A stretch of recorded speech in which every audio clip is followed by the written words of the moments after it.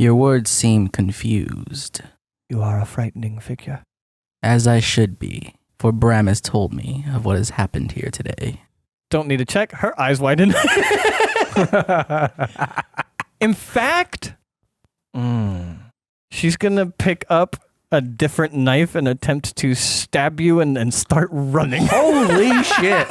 You're fucking terrifying. And you just told her she's been ratted out for being a heresy sympathizer. Yeah, let's go Beth. Holy shit. Here's a plus nothing. It's a critical failure. She swings at nothing. She's going to attempt to get away, but that was my fear. I'm not going to have her move as it is. Spotlight on you, bud.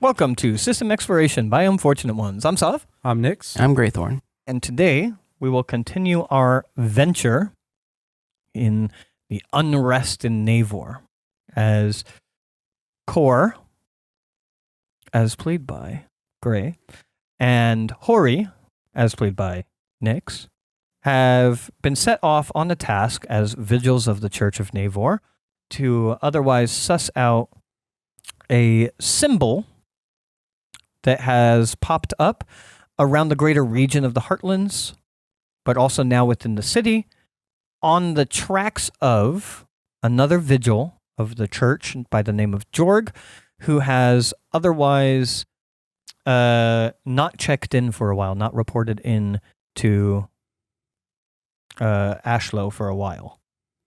And this is off the back of you guys finding strangers in Naevor. You had investigated the area. You found out that a stranger that Jorg had talked to a captain of the guard.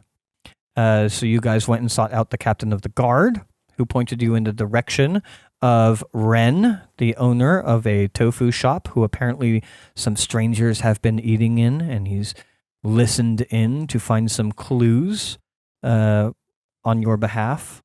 And also gotten one of our characters stoned out of their mind.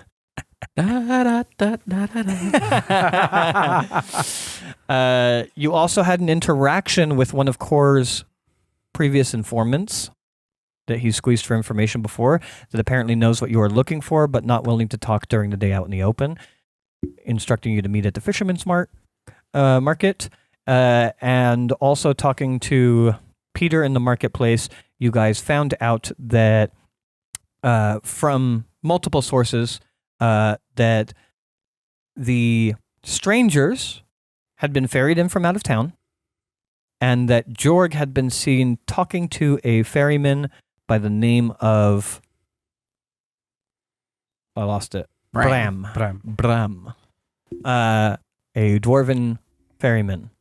As you guys went to seek him out, you guys asked questions, moved around, tried to find Bram, and eventually, through a long investigation, Kor would sober up, as God's weed does have a relatively short shelf life, as you guys would get enough information to seek out Bram, as asking the last individual that you guys needed in the investigation as you got closer and closer to where he might be, the canals that he otherwise operates from, and the common places where you otherwise might find Bram. You ask one more individual, a nice lady, as she runs a little fish shop, fish that comes straight out of the canal, hanging on hangers in her little stand, as she kind of just points in a direction. As you see, one of the How would you describe this? It's kind of like an enclosed part of the canal. The canal runs immediately directly through it, but it does have a full canopy, almost like a bridge. Inside, you would know that there would be a bridge, a small bridge, like a footbridge, that goes over the canal, but also it is just a nice place for shade. It is a common place, at least for bigger trips, where ferrymen might otherwise either land or prepare to take people further along the canals. So think a big box that gets placed on a big wooden box that gets kind of placed over the canals that, you know, the ferries, by the way, by ferries, a little bit wider, but think like Venice. I was about to say like gondolas. Like gondolas, but wider. They are cargo gondolas, if you will.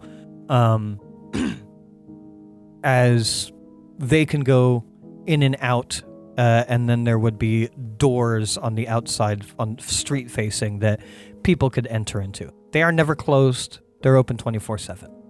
And she points to one of those, indicating that she had just seen him in that specific, we'll call it a rest stop along the canals. Canal stop. As you are directed to it. Okay. Probably as we walk over, Core, what are we trying to get from Bram? Possibly descriptions, faces, directions where they may have came from. Where they may have been dropped off at. Indeed.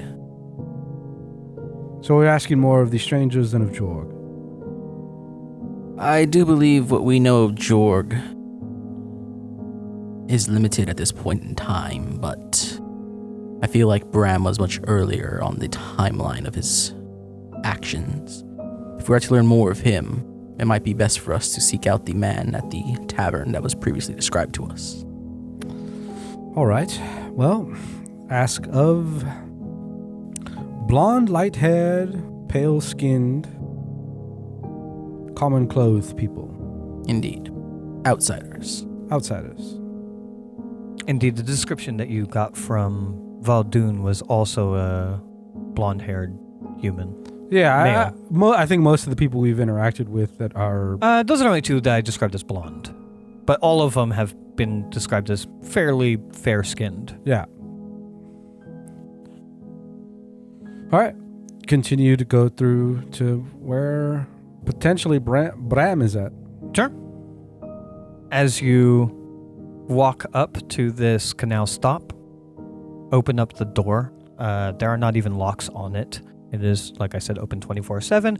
It is primarily an environmental security. You know, people might hide in there if it's raining or something along, or just hot and want some shade.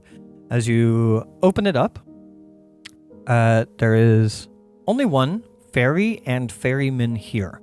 There is what looks like a small family, elven family, kind of off to the side on benches that seem to be sitting and waiting, as you see a dwarven man who is otherwise grabbing crates, boxes, and whatnot. Seems his family is going somewhere along the canals as the dwarf slowly, lifts a crate, steps over, places it into his boat.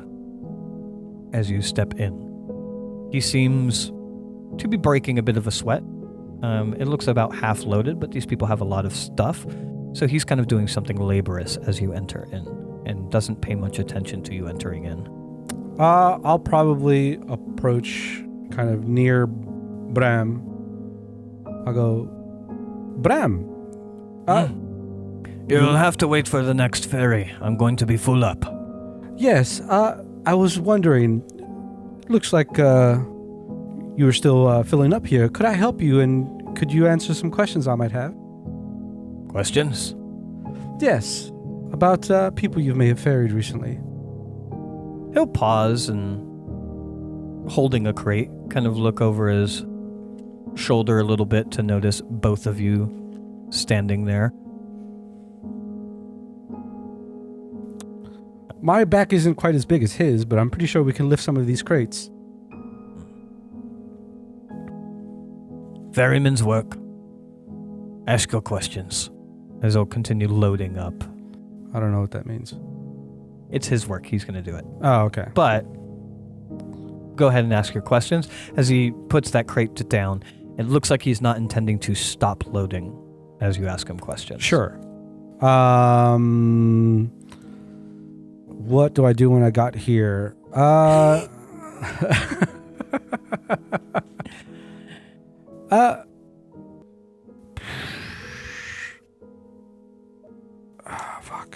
I also forgot to do the voice shift that I usually do when I'm interacting outside of people who know me. Mm-hmm. Fuck.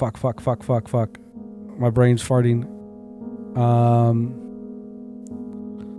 Do you long pause in character that Core might hear it? No. Well, I mean, maybe there might be some slight hesitation, but I feel like my character's a little bit more put together than I am. That's fine. We can wait. He shoots you. Core shoots you. There you go. Sorry, when I said he, You meant Core. I meant Core.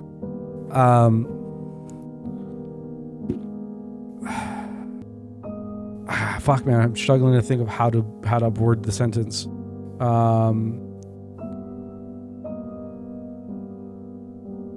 As Hori's hand slowly reaches for his badge. I don't want to do that. The family's there watching probably, so they you know. I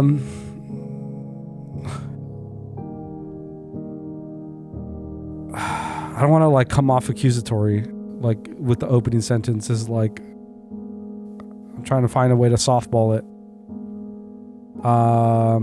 Man, I can't. I'm struggling.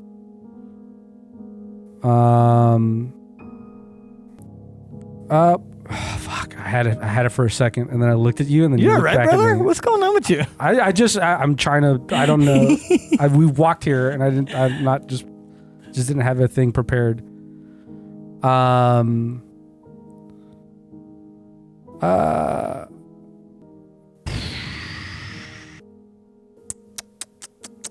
I'm really lost right now. You can hand it to your partner. Yeah, maybe I am pausing, and then you could see that I'm lost as my character for a second. Good content. What was that Sorry, about? I'm not trying to pick on you. What was that about a solving Nick's game? Yeah.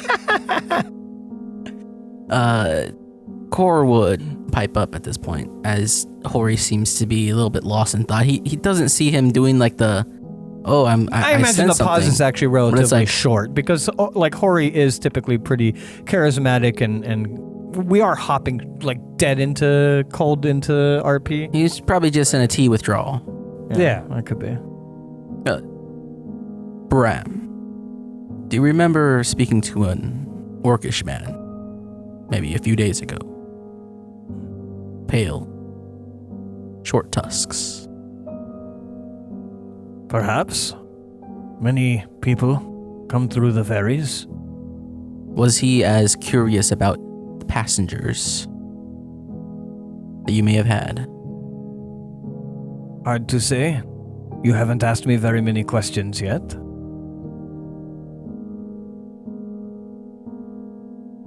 In recent times, have you brought people across the canals who may have looked of paler skin and common clothes, obviously outsiders?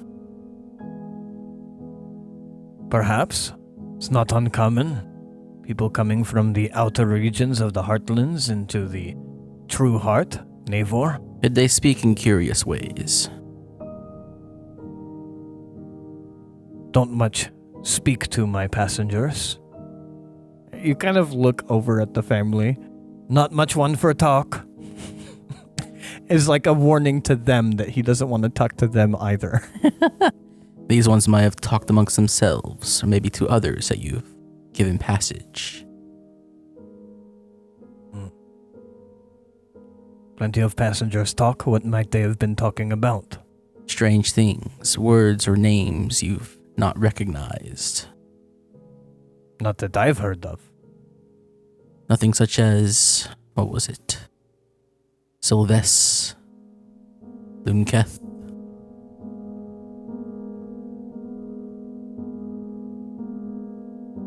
Give me an instincts check.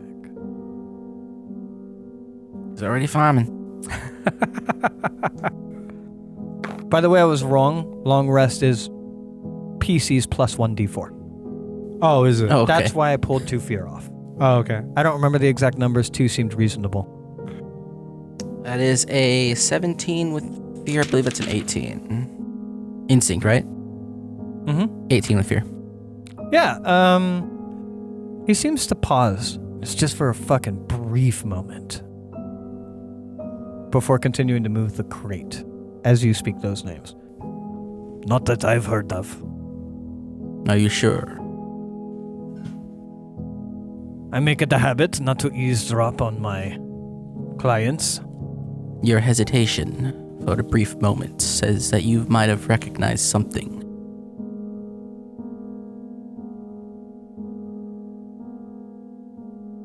He'll stop for a moment. What are you, with the guards or something? I've done nothing wrong. We serve a higher power, Bram. You're of the clergy. Higher. Well, I've done nothing wrong. I ferry people in and out. That's what I know. No one's to say that you have done anything wrong. Or merely following a trail. Hope or fear? Hope, I assume, because Fear. you didn't tell It was me. fear. I said fear. Sorry, I didn't hear you.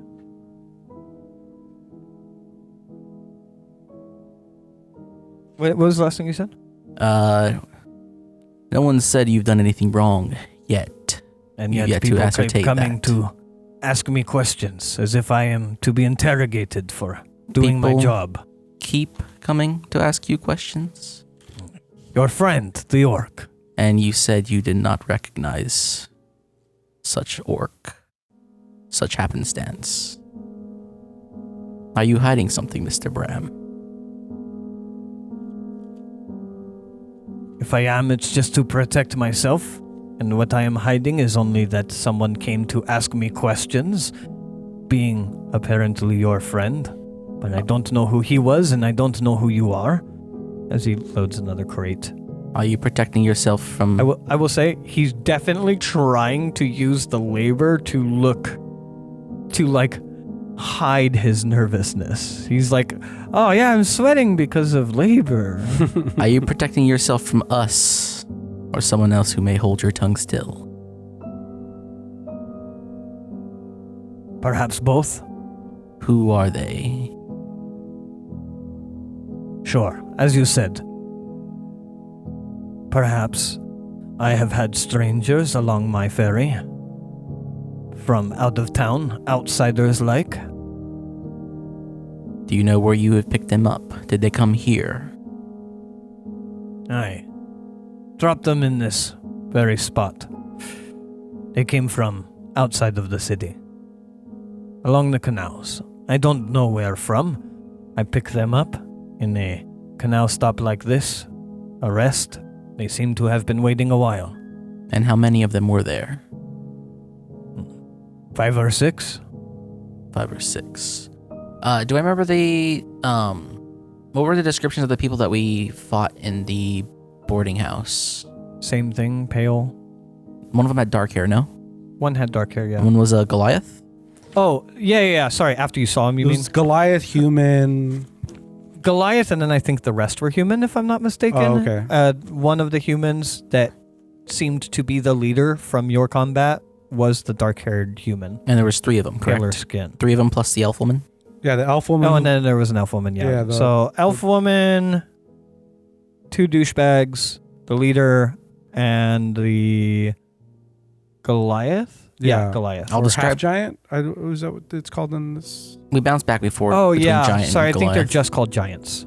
Oh, okay. Giants. Was one of them a giant? Maybe a man with dark hair, still pale skin. No. I'll describe the other 2. I'll give you it off the same insight, unless you would like to try and roll better.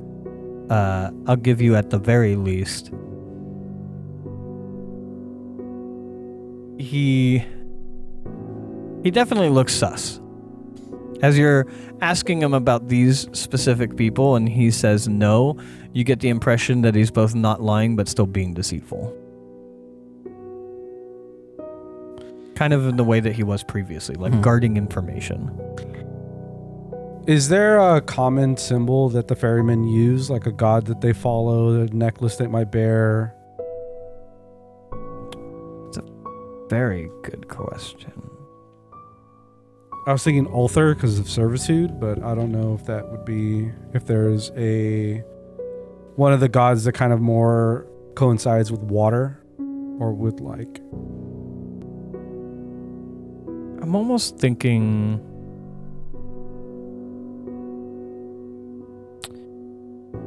Arkel has like an emphasis on balance, and I could see water and balance coinciding. So maybe something of Arkel's, which you might recognize from Ren's. But I don't think it would necessarily be like crazy that they wouldn't, but no, he does not hold one. Yeah. So Arkel would be the more common thing a ferryman might More wear. common, but not necessarily. Like most of the people that live in Naevor probably are predominantly Naevor, but you know, the Pantheon is the Pantheon, and you might get certain groups that do have a little bit more praise to other gods within the Pantheon, and Arkel might be one that you would expect anybody that works within the water, so like fishermen, sure, or ferrymen, or so like Ren's establishment and like some of the other places we've gone to, there have been an amount of an idolization of these gods in their places of work. Is it common that a ferryman would have something like that on their boat or on their person? I would say not uncommon by any means, but not like it needs to be there by sure, any of course, either. yeah. But like, so like, let's just for world building purposes, yes, you saw Arkel, the goddess of bounty, as part of what she is the goddess of in Ren's establishment. Let's say in the ramen shop, you saw not necessarily a figure or sigil or anything like that, but you did see, as the bowls of ramen were created, as the bowls of noodles were created, a prayer that was akin to a prayer of Korex, so god of creation. So a prayer, blessing the not food. a Some form people, of symbology. Yeah, some people might just say a prayer to one of the gods. Okay. I was just wondering, he has nothing on him. He doesn't have anything visible. And there's nothing visible on the boat. No. Does it look like there's a place in the boat where it could have been and it's no longer? Give me a knowledge check. Oh my god. It's so low, but it's a crit. It's deuces. 2 twos. Oh, okay. Crit. Okay. So you get a hope from that. And then I believe you remove a stress from that. Ooh, good. I've been needing to do that. Let me double check that. I know how the crit rules here. Gain a hope, clear a stress. Yep. Yes. These ferries, these boats, are private vessels. They are not public. Yeah. Generally, they would be specifically made for the person. Some of them have the addition of a horn, but think like a horse on the saddle, a saddle horn. A horn on the front of the ferry, specifically with the reasons of hanging some type of sigil of a god, oftentimes Arkel. This has the horn, meaning you wanted the horn there to hang something religious, but there's nothing hanging. Okay. What was the last thing that you said to him? What was the last? Sorry. He was hesitating. Yeah, he was hesitating on describing the... Yeah.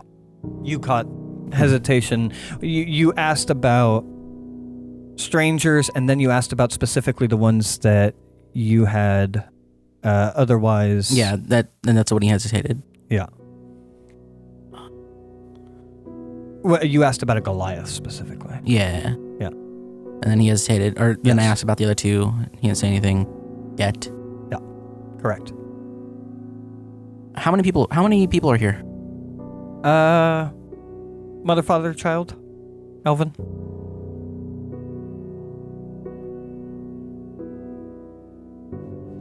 Bram. Aye. Still loading the cart or boat. I feel like you are still omitting information in our conversation. The last time that this happened to me, maybe a day ago, 4 men and women lay dead in a den of heresy. Probably off of the back of him saying that, I will look at the front end of the boat and go, Yosemite Arkel seems to have gone missing. At both of yours statements, you'll see him shudder a little bit as he kind of drops the crate maybe a couple of inches instead of actually placing it down. He's still kind of turned away from you. I would like a presence roll from you with advantage from your friend. Oh, well, I guess you could either spend a hope. I'm just trying to figure out mechanics here. I guess you could spend a hope to give him advantage, or I guess you could roll separately.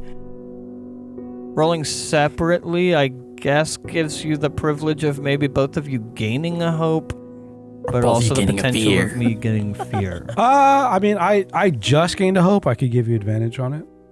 Up to you. I don't. That's just an extra D6, right? Yeah. Yeah. That is typically like in other systems where I would give advantages. Like he said something pretty strong and then you backed it up. Sure. To me, that's like a help action. But I got it. 13 with hope. 13 with hope. I am no heretic. I don't wish to die. I did not ferry that Goliath, but I know of him. And I know where it stays.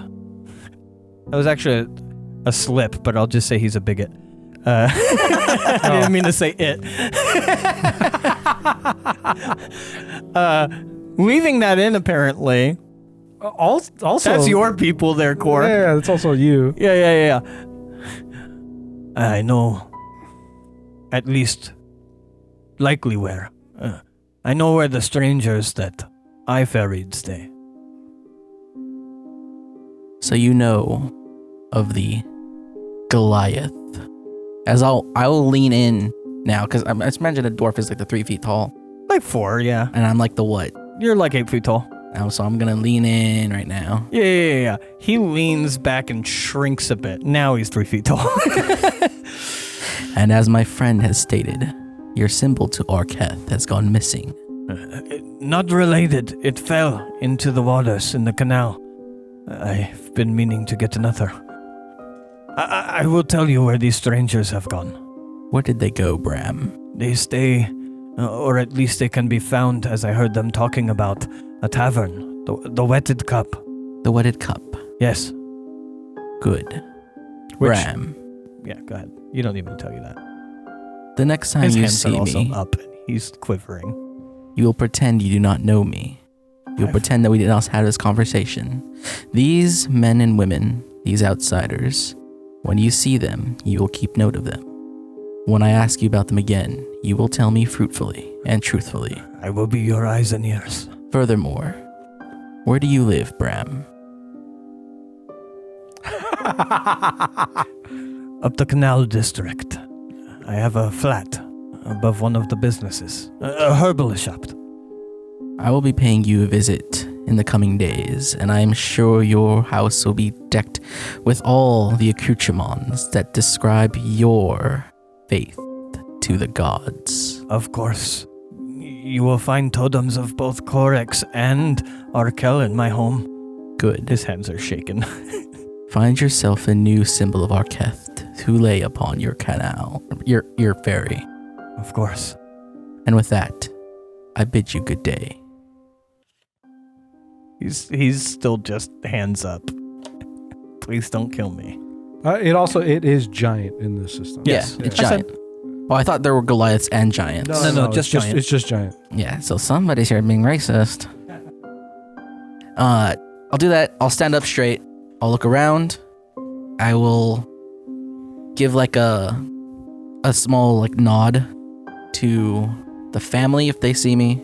Yeah, they have been watching relatively, mostly the child. Mm-hmm. She's been watching. The parents are trying to do their best not to eavesdrop, but obviously overheard a lot of this, and they're kind of trying to tuck the kid in between them. And I never described it how he usually does, but he usually stands like at attention, with the hands behind your back kind of thing, and he also walks that way as well. Okay. And he'll just do that. He'll put his hands back behind his back. He'll nod to the family, and then he'll nod to Hori. Yes. I believe I know where our next stop is. I believe so. And we'll walk along. You're going to walk along? Okay. As you depart from this canal stop, you will hear much swifter the loading of crates into a boat. Oh, he's leaving town. As you hear the door close behind you. As you depart back onto the road alongside the canal, you are still within the Lamplight District. For the record, it's a big district. It's not quite evening yet, but with your investigation in order to find Bram, the day has gone on a bit. It's going to be evening soon, but it's not quite there. Like, the sun's still in the sky. It hasn't begun cresting the horizon, but it's pretty low in the sky.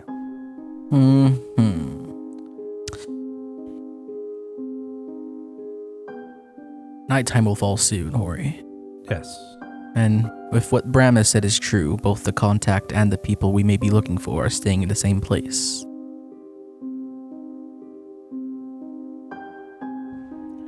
Would it be worth it to talk to the old man or go directly to this cup? I believe it might be best if we see what he has to say first. If anything, he might have more useful information, so we may avoid walking into another den of heresy.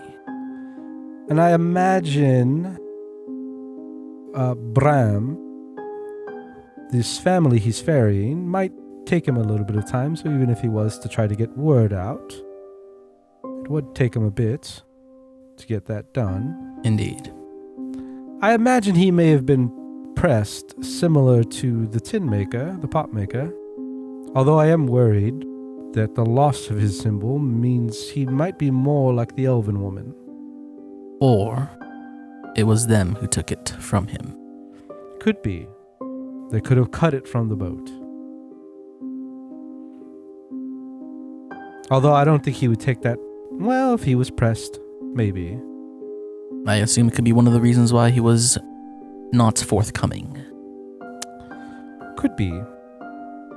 If the tin maker was so easily pressed into service, I imagine others who are not suited for what it is that we do can just be as easily intimidated.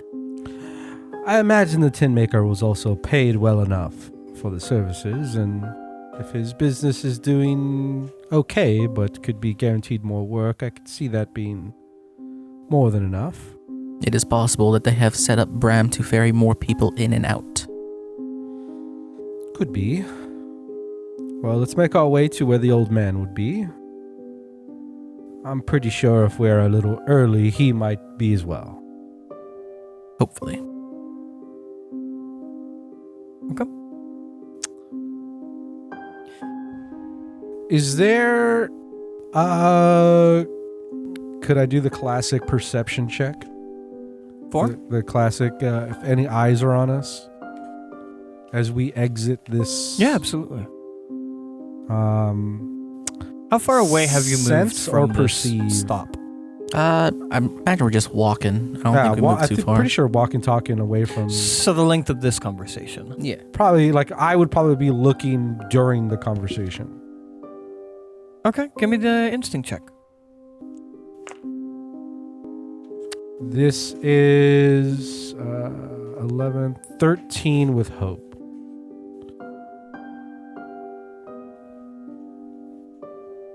$13 with hope.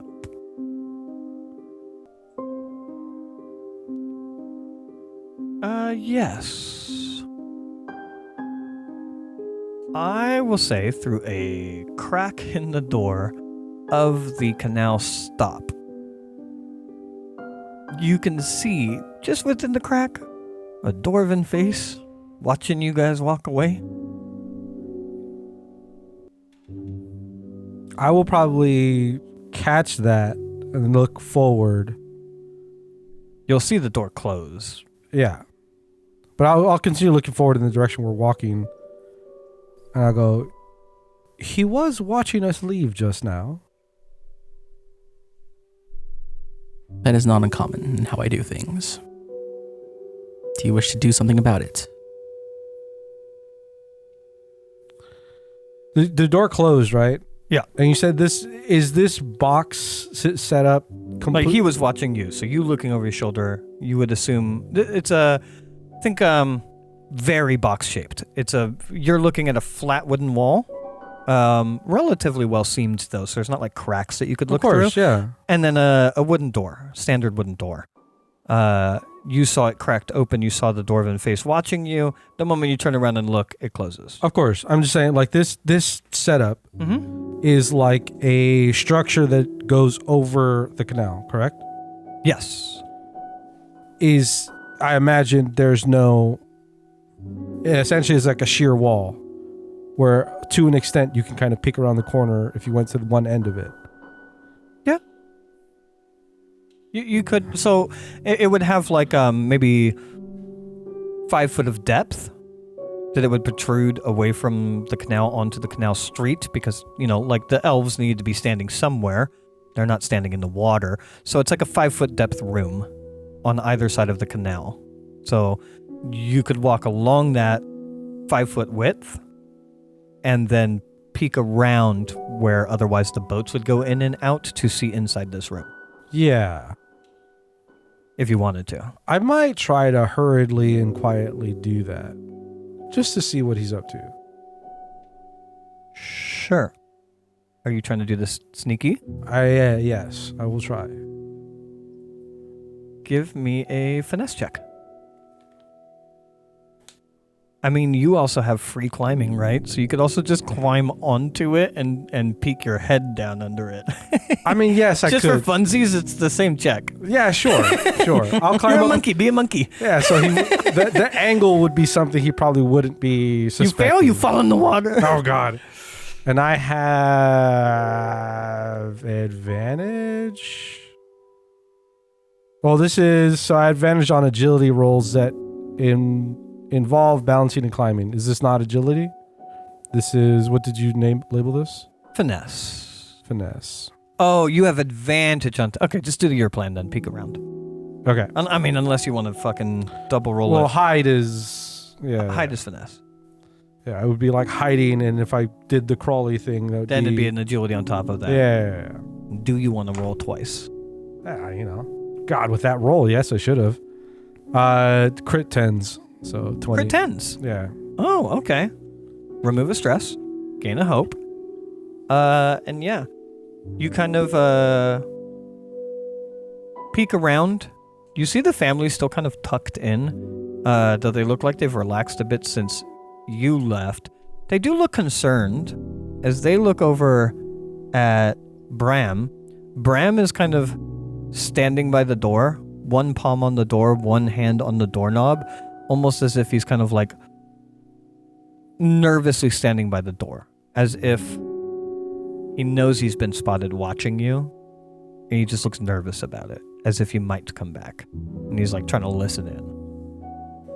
I might linger to see if he moves to do his job or if he moves away from his boat.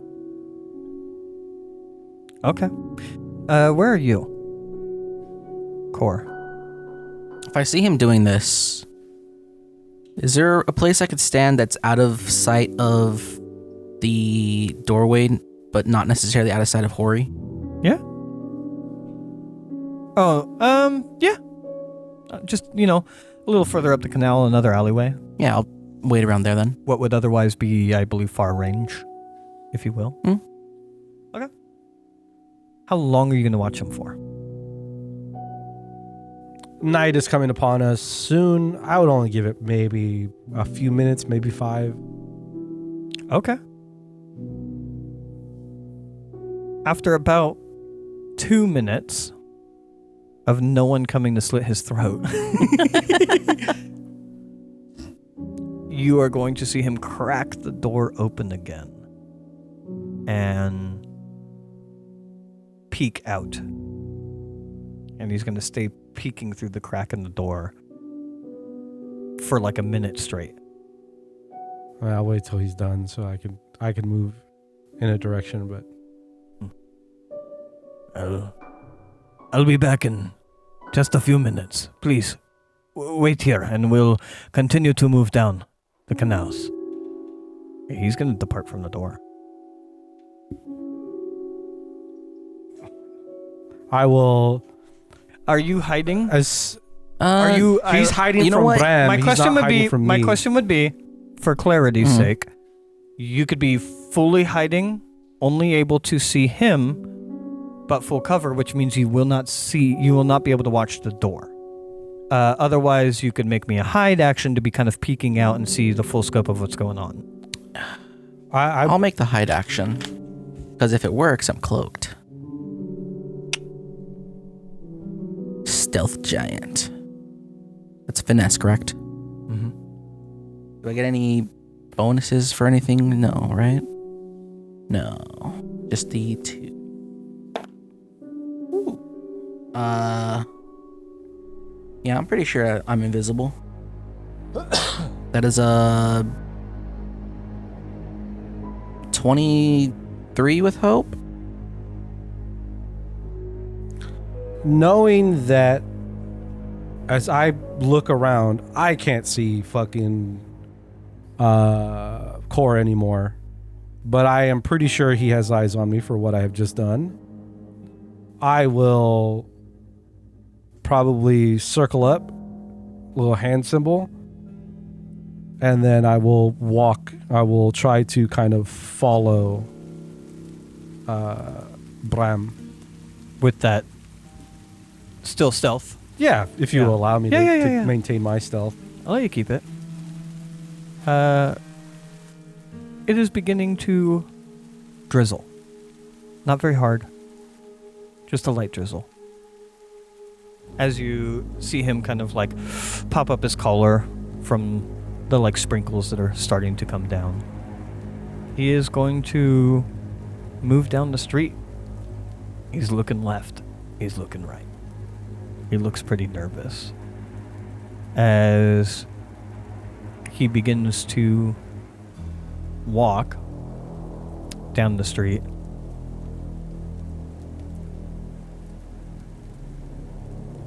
Oh, that'd be fun.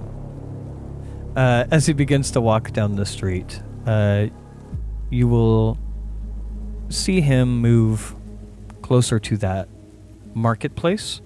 The marketplace is in a full courtyard, but the market does spill out onto other streets. As you follow him from a distance, you will see him approach a stand. This is someone that is selling wooden and silvered eatware. So like forks and spoons and knives and things like that. As he is going to approach, stop, wait for whatever sale is finished as the customer walks away, and then approach that person and lean in quite close and say something to them. He is speaking quite quietly. And then they kind of separate from each other and they give each other a look and a firm nod. And then he's going to turn around and continue walking, but this time with a lot more haste, back from whence he came. He looks like he's heading back to his boat. He's heading on the same street. He looks like he's kind of 180'd. Okay, eyes on the seller now. Sure. At least for now, immediately, they don't look like they are changing what they are doing at all. As they return to their normal cart, someone comes up. They go over the wares. They go to buy things. You'll see almost like, like a salesman kind of pushing a sale, beginning to like grab things and arrange them on the table.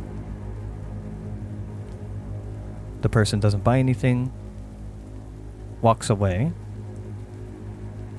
They arrange things again on the table after the person walks away. Do I notice anything about this arrangement? Give me a knowledge check. 9. 9 hope or 9 fear? Just out of curiosity. 9 hope. Okay. I'm gonna say no. It almost looks like someone with some type of compulsive tendency. Someone comes up, they arrange their stuff, they leave, they rearrange it. Would I don't notice anything specific about it, but could I potentially perceive if somebody else is looking at this?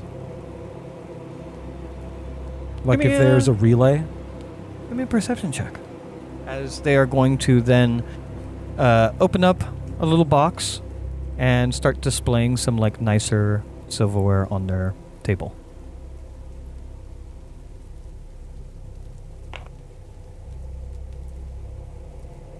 God, fishing too hard. 9. Okay. 9 with fear. With fear.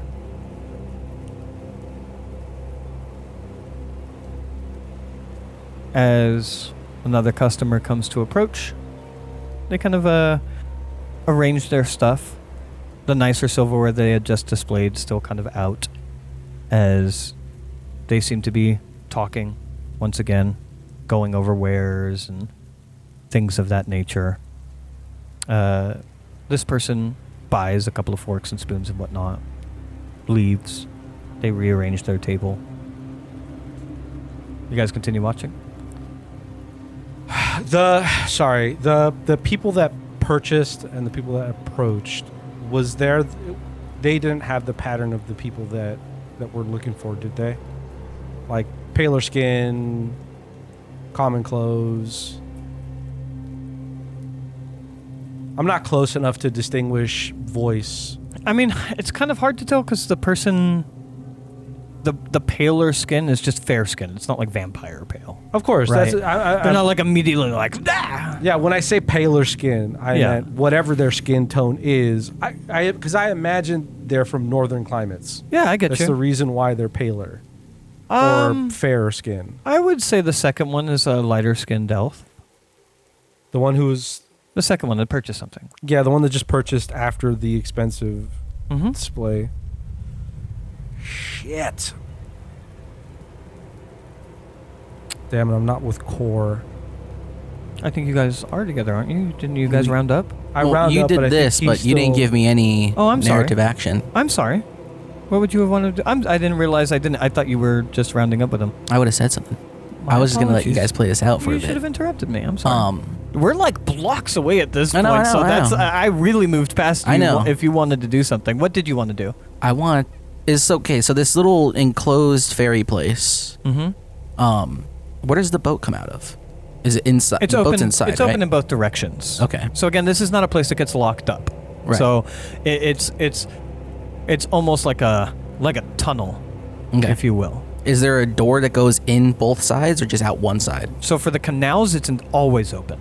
Okay. Where Hori was leaning over to look inside, always open. The boats always have the ability to pass through. The doors are only for that like 5x10 space. Yeah, the little on the walkway. So sides, the if I little entered walkway. in from the door on one side, I could exit a door out the other side. There's correct? a bridge inside that goes over. Got it. I want to enter this place. Okay. I'm going to go in, and I assume the family's still there, correct? Yes. I'm going to look around. They look nervous you walking back in. They did hear you threaten this man's life. Yeah. And how much stuff is here that you would say it belongs to the person who operates this area?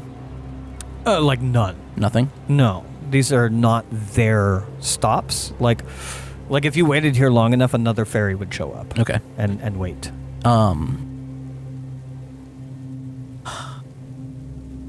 That changes what I want to do now. Because I was going to wait for him to come back. Yeah. And then reinterrogate him. You can. Hopefully with him pissing himself. Yeah.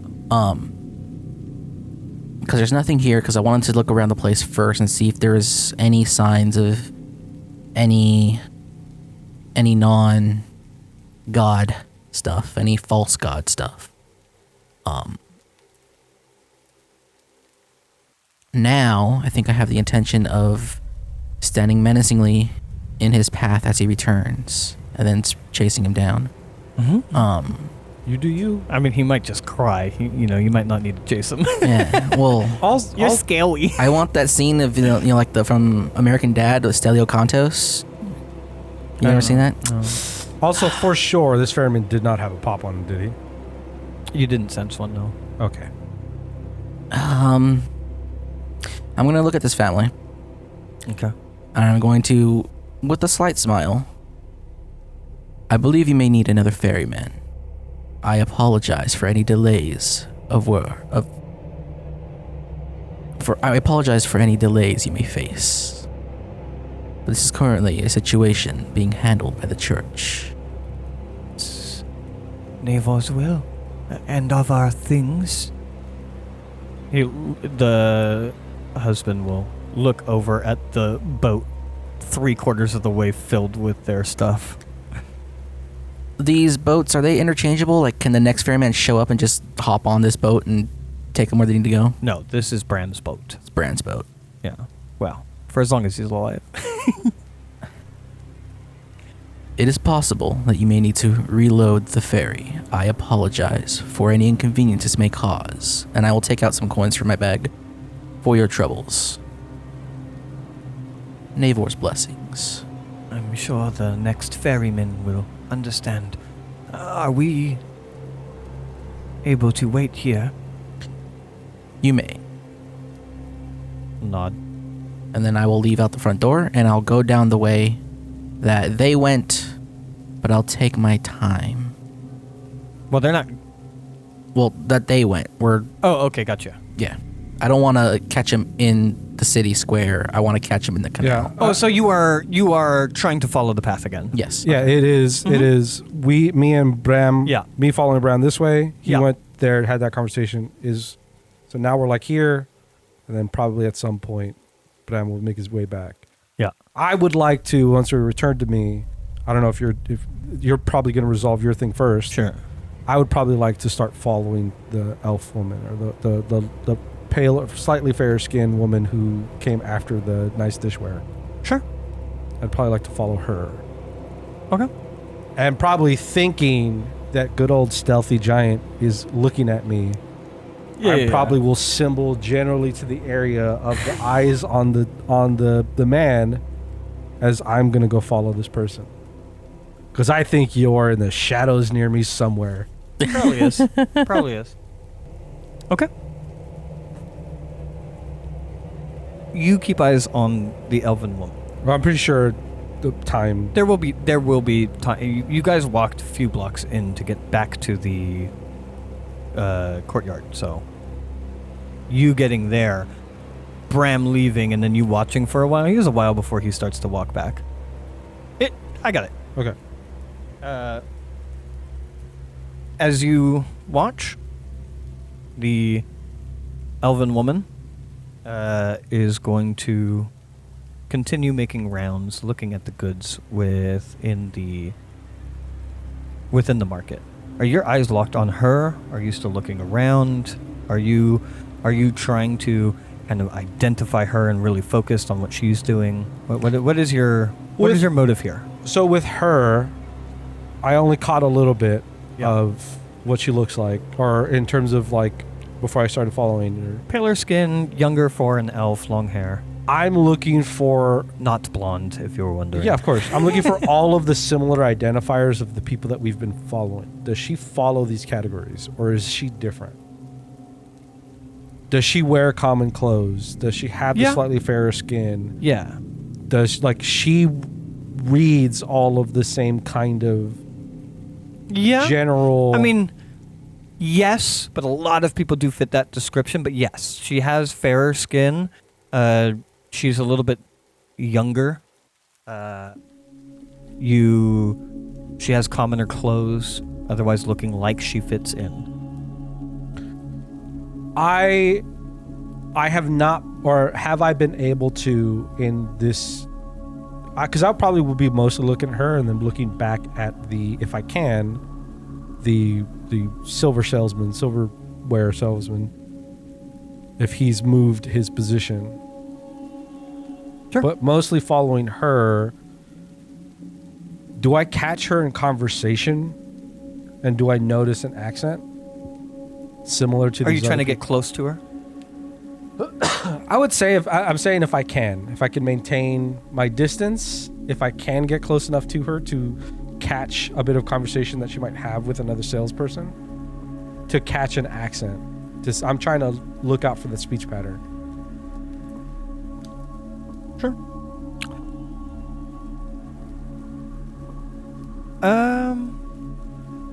Yeah. So you can get a little bit closer, trying to move incognito. I'll say you're kind of like breaking your stealth, but we'll bleed that into performance. Sure. Does that make sense? Sure. As you're entering in the public space. As you kind of get a little bit closer and try to listen in. For the most part, she is perusing. And you said every once in a while you're looking back at the... Yeah. And if I need to, I will burn a hope to do my charming ability, my charming experience, just to peruse and shop. You know, I look like I am also shopping and perusing. Okay, to otherwise try to not be yeah. seen? Yes, to just kind of mask my behavior walking through this marketplace as I am eyes open looking.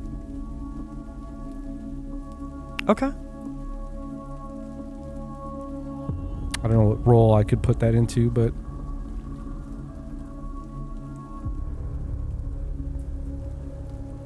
it would be under perform. That is under presence. Yeah. Give me the presence check. To otherwise try and... And that is a And- +2, correct? Yeah. I like that.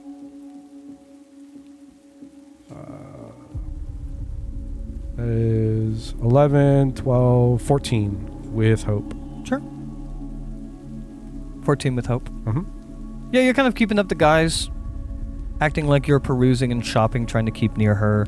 Listen to see if she says anything. In that time, the eatware salesman will have another customer. It's a fawn. Fawn is like a Satyr, deer person. like a, satyr. yeah. Well, I think they're more typically Deer. more deer people, if I'm Yeah. not mistaken. I'd have to look that up. But yeah, you do catch a little bit of her speech, but again, it's not like they had strange accents. As she is asking about the goods, we'll say it's like a clothing shop. I thought there was like a mannerism to the speech, or like I thought there was something to the way that they spoke. Friendly. There wasn't like an accent, or they said strange things. They said strange things. Okay. Yeah. Mm-hmm. As you continue to follow her and listen to her, you are hiding still or no? So explain to me the canals. Is it like you have flat land here and then the canals go down, or is the canal like the same level as every other land around here? The water is a little bit of a dip down, maybe 3 feet down, but it is all sheer, man-made. Okay. And then there's like roads on either side of the canal. Not, maybe every 500 feet or so, there's a little walking bridge that goes over them. Maybe every 1,000 feet, one that could hold a cart. And then maybe every 2,000 feet, one of these rest stops. Along the canals, buildings are thinner and taller. Some of them have alleyways. Some of them have alleyways with staircases on the exterior. Some of them butt up against each other. And also, just because you would know this, but it doesn't help your situation, some of them you have to go, like, they have no alleyways on either side, and you have to go inside of a business to otherwise go upstairs to another business. So how far along the path did they walk before they turned a corner? At least a full block. Okay. And if you were to get past the initial shops and buildings along the canal, the alleyways would start to get larger. And from between the ferry spot and where he turned, how dense are the buildings there? Can you walk in between them at all? Along the canals, only when there's that like 3 to 5 foot alleyways. Okay. They're very small alleyways. It's a very, very dense, thinner buildings. But if you're walking into the city away from the canals, it starts to widen up. The alleys between businesses start to widen up. Oftentimes they start to shrink down to 1 or 2 stories, and the businesses themselves are wider. Okay. I'm going to go to where I saw them turn, and I'm going to wait beside the building for a bit. I want him to turn and just walk into me if he's on his way back. If he's not, I'm going to follow that path. Okay. I would say as you are like approaching, as you are making that turn, you can see him kind of hustling on his way down the street towards the same turn. Okay. He's nearly all the way back. All right. What is your intention? I want him to turn the corner and run into me. Turn the corner and run into you. Sure. He's walking swiftly as he's, longer stride than you would comfortably use. He still has a sweat. He had a sweat before he left. As he turns the corner, he's kind of looking over his shoulder and only looks forward to all but run into you. As he immediately lifts his hands and starts to stutter. Bram. Yes. Did you wander off to buy a token of Arketh?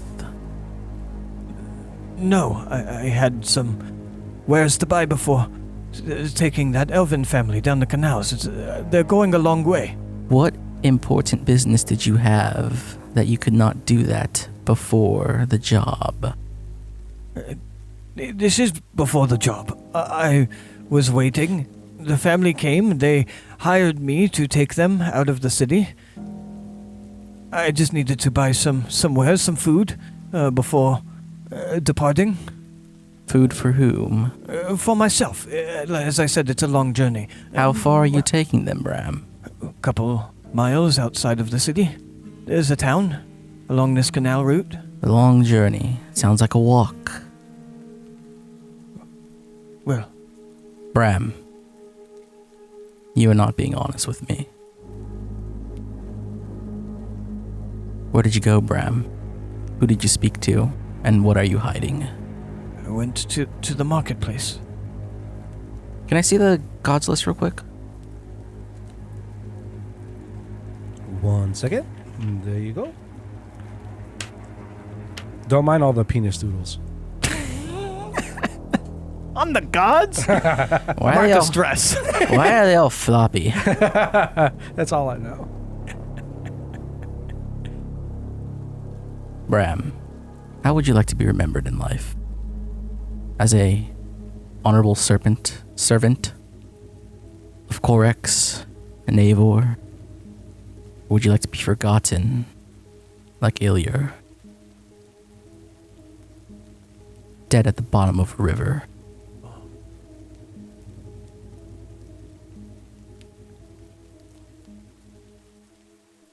That's good. I don't even think I need a check. Unless you want to fish for hope, I don't need a check. I don't wish to die. The path you're taking is getting yourself quite close to that fate.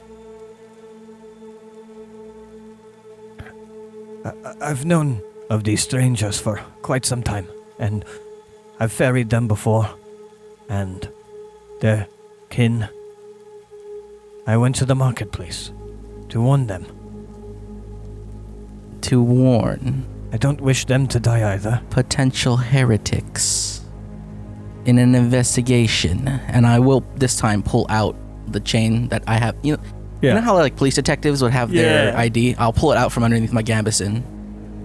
And I'll flip it open. While an agent of Solvar is speaking to you about them. And I'll put it back. He's gonna... As I put a hand on his shoulder, as I'm now kind of lowering myself to his height, just slightly above him, kind of like you would a child. Yeah. And my face is just like that blank, sort of stern but empty as I stare directly into his eyes. I think he's gonna veer away from your eyes down to the ground. His hands are still up. As you start to shrink down, you feel his shoulders moving away from you as he is sinking down to his knees, kind of bowing his head and saying, I have faltered. Codex, please forgive me.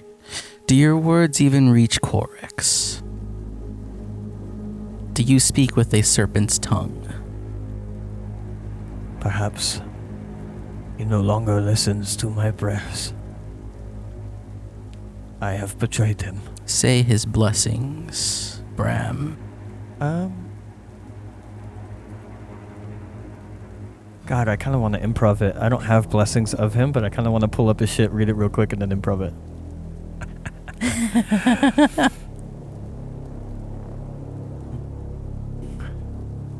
Corex, all creation is yours, to be praised or damned. Our fortune is yours, our misfortune only when we forget you, and I have forgotten you. Forgive me. It's partly a prayer and partly his very situation. But it is a prayer of Corex. He clearly is familiar with Corex. Quick note. Yeah. Couple questions. Yeah. When Inquisitors go and do their Inquisiting thing, and they decide that they have to kill somebody, Yeah. is there a procedure, or do we just leave the body behind? The procedure is up to you. And it's probably polite to let the local guards know, or at least the clergy, and then the clergy can tell the local gods so that they're not hunting down a murderer. Mm-hmm. But also, fucking none of their goddamn business. Second, do whatever you want. What Like, if the investigation eventually leads to anybody in the Inquisitorial Order, the moment it leads in that direction, they're like, oh, never mind. It's like, oh, we did all this for nothing. Cremate the body, fucking, I guess I'll move on. Okay, good to know. Yeah. Good to know. You're not it is the right thing to do. You're not responsible for doing it. I think the background, story of like the voice of Naevor was killed. Yeah. And they were like, all right, throw it in the heap, throw it in the pile, let's keep going. Yeah, clearly it was Naevor's will. Yeah. Yeah. Second, what is can someone in our line of duty, when we determine someone has maybe aided heresy or done something like that, Yeah. is there ever a... Like Arc to Redemption? Yes. Yeah. They could serve the church instead of their private lives. They could literally be... I mean, you could kind of give them the choice. Volunteer for service, which may have him in the front lines of Holy Crusades, or die here in the brick. Okay. Now I'm trying to think about what was just said to me. Yeah. And he's saying his blessings. Does it feel genuine? Yes. Okay. It feels like maybe he was swaying away from your gods, his gods. And in this moment, realizes his treachery and is genuinely begging forgiveness from these gods. Okay.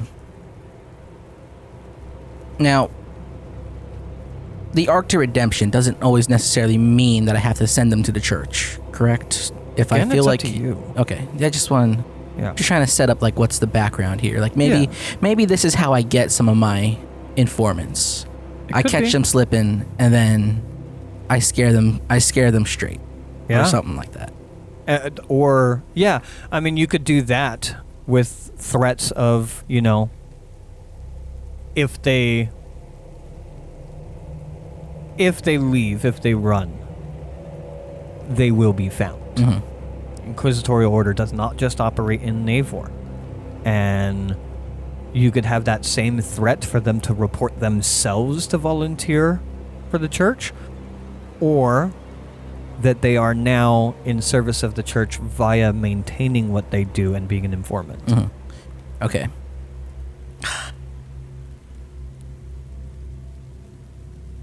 Hold on. I'm going to try and sway you real quick. I want to do both things. I want to both kill him and sway him into service. It's not fair. He's gonna say, please, in Ulther's name. As he calls on Ulther's name, he's begging for service. Okay. Do what the gods tell you. Bram, I feel like for the first time since we've met, you're now telling me the truth. How long ago did you remove the symbol of our gods? What was it? Arkel. Arkel. From your ferry. Perhaps a month. Were you swayed by these outsiders? I was. Corrix, I'm sorry. How often did they enlist in your services? Many times. There are many of them within the city. Handfuls. Do any of them know where you live? I don't know that. That is a sufficient answer. Remember what I said before about if you see any more of these people, you will keep note of them. When people ask you of me, you will not know who I am. And when I visit your home in the coming days, that you will have a whole host of accoutrements, noting that you have devotion and faith to the gods. Yes. You will do all of those things. You will be in service of the Vigilant Corps. You will no longer stray onto the path of these false gods. Yes. Thank Guthler for allowing you servitude, and Correx for life. As today, Naevor's justice will not be swift upon you. One more thing. Who did you speak to as you left your ferry? A human. Her name is Beth. She sells silverware and wooden eatery in the marketplace. She one of these heretics? No, she is. You're gonna hear him start the sentence like me and stop himself and say, a sympathizer. Someone being swayed. She is on the path to the false gods. Yes. Good. Where is she at this moment in time? I saw her not 10 minutes ago in the market. And you said you were going to give them a message. I warned them of you and your friend, that you have been... that I gave away the wedded cup, and that you would be coming. Do they know what we look like? You gave them our descriptions. I did. I see. Return to your business, Bram. Today, Am I permitted to leave the city with these elves? as I said, return to your business. and in the coming days I will visit your home. If you are not there, justice will be swift. He nods profusely, still haven't been able to meet your eyes through most of this. I'll stand up. I will not say a word. Actually, retcon a little bit. The description of this woman, was that given to me beside her name? Human, a little bit older, but not old by any means. I'll say short-ish, maybe shoulder length, dark hair. It's the person that's selling silverware. Yeah, but for I know that, but Cord yeah. doesn't know. Same person. Now, how common is it for, say, a vigilant to walk up to some guards and say, hey, can you arrest that person? Oh, they'd fucking do it. Would it be like a big stink? It'd be weird. It'd be weird? It'd be a little bit weird, but they'd do it. Like, the guards wouldn't ask you any questions. Yeah, but like... The people might ask why they're being arrested with no knowledge. Mm-hmm. But the guards wouldn't ask you any questions, and they'd do it, and the church would not get mad at you. Would there be a commotion amongst the people? I think there's kind of always a commotion when people get arrested in the streets, yeah. All right. Not necessarily like full-blown panic, but like people would be watching and gossiping and... I'm gonna leave him be. I'm not gonna say any more words to him. I'm just gonna walk off. I'm gonna walk towards the square. Sure. Yeah. Okay. You walk towards the square? The market, yeah, wherever it was. You will hear the patter of dwarven feet kind of running as he runs back to his business. He's getting back to work as quickly as possible as Ulthar has commanded his service.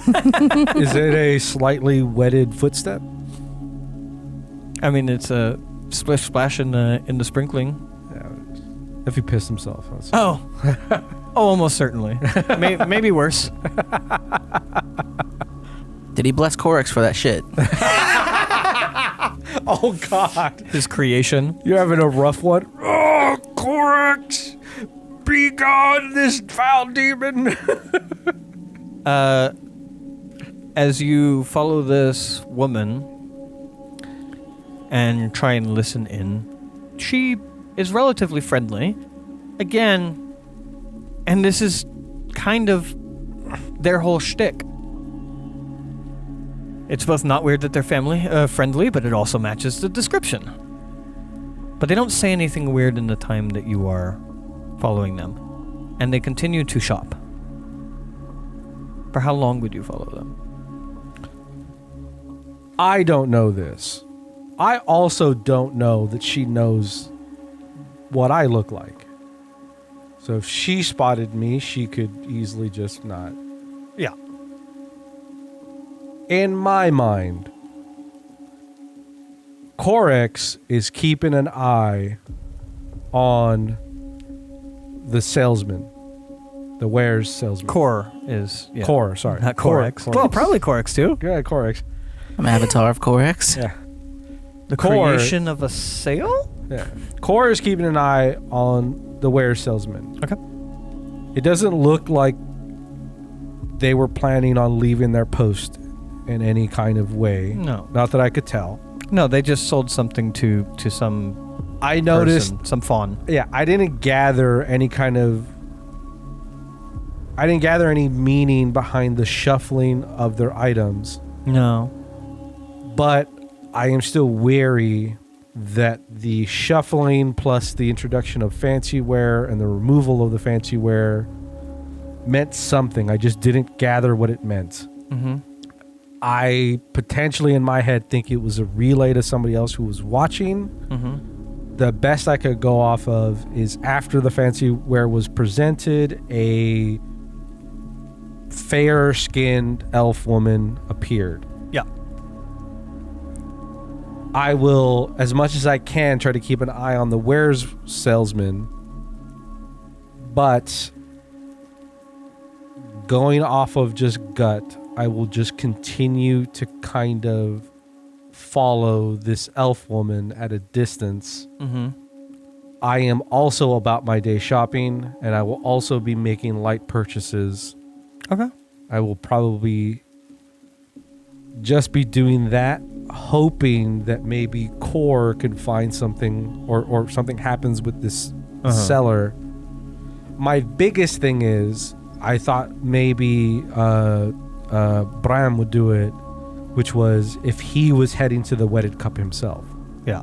My biggest thing is that if any of these people that we're following, and currently I'm following the Elven woman, I didn't think about the fawn. The fawn would probably be harder to recognize if they had fairer skin. Sure. But did I catch that at all from the fawn? Fairer skin? Yeah. I don't. Yeah. Fur. Yeah, fur. They're fully furred. Oh, I don't know if fawn were like satyr, where there's the human. No, I was top saying this is half. like a deer person that we were. Oh. At the very least, that's my impression of a fawn. So I thought fawns were flesh in part. I could be wrong. I know the cats are like flesh. They're not furry. Oh, the cats are flesh. I think not it's fur? kind of up to you. Like I know some of their art definitely had more like humanoid face. Yeah, they reminded me like the Miqote from. Yeah, because I always Final picture Fantasy. fawn as like the female version of a satyr. Like that's kind of like what I have in my head. I could be completely wrong about that. Where, top half human, bottom half some sort of animal like goat, quadruped. Looks like you're more accurate. So, yeah, more like satyr. Okay, so was the top half fair skinned in the fawn? Relative to what I know about their species? Perhaps. Slightly, yeah. I can't follow two people, but I am, as far as I can, operate and not splitting myself too. And before the fawn got there, the fancier stuff was being removed, correct? No, the fancy stuff is currently still out. Now that you're saying you were watching the fawn, we'll go back to that point. The fancy stuff's still out. The fawn approaches while you are listening to the elven woman. As this person makes their sale, eventually the fawn will begin to walk away.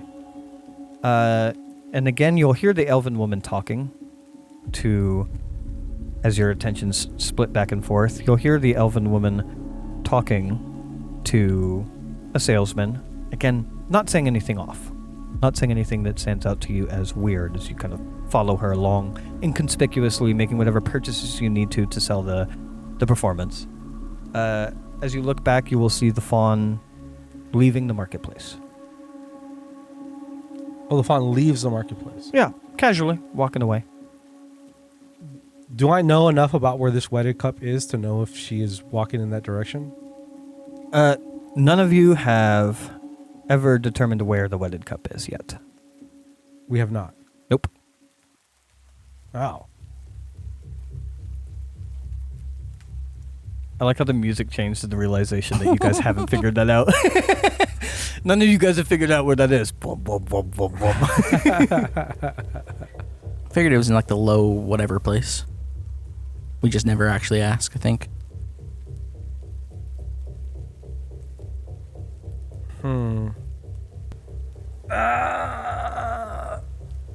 And the interaction with the fawn and the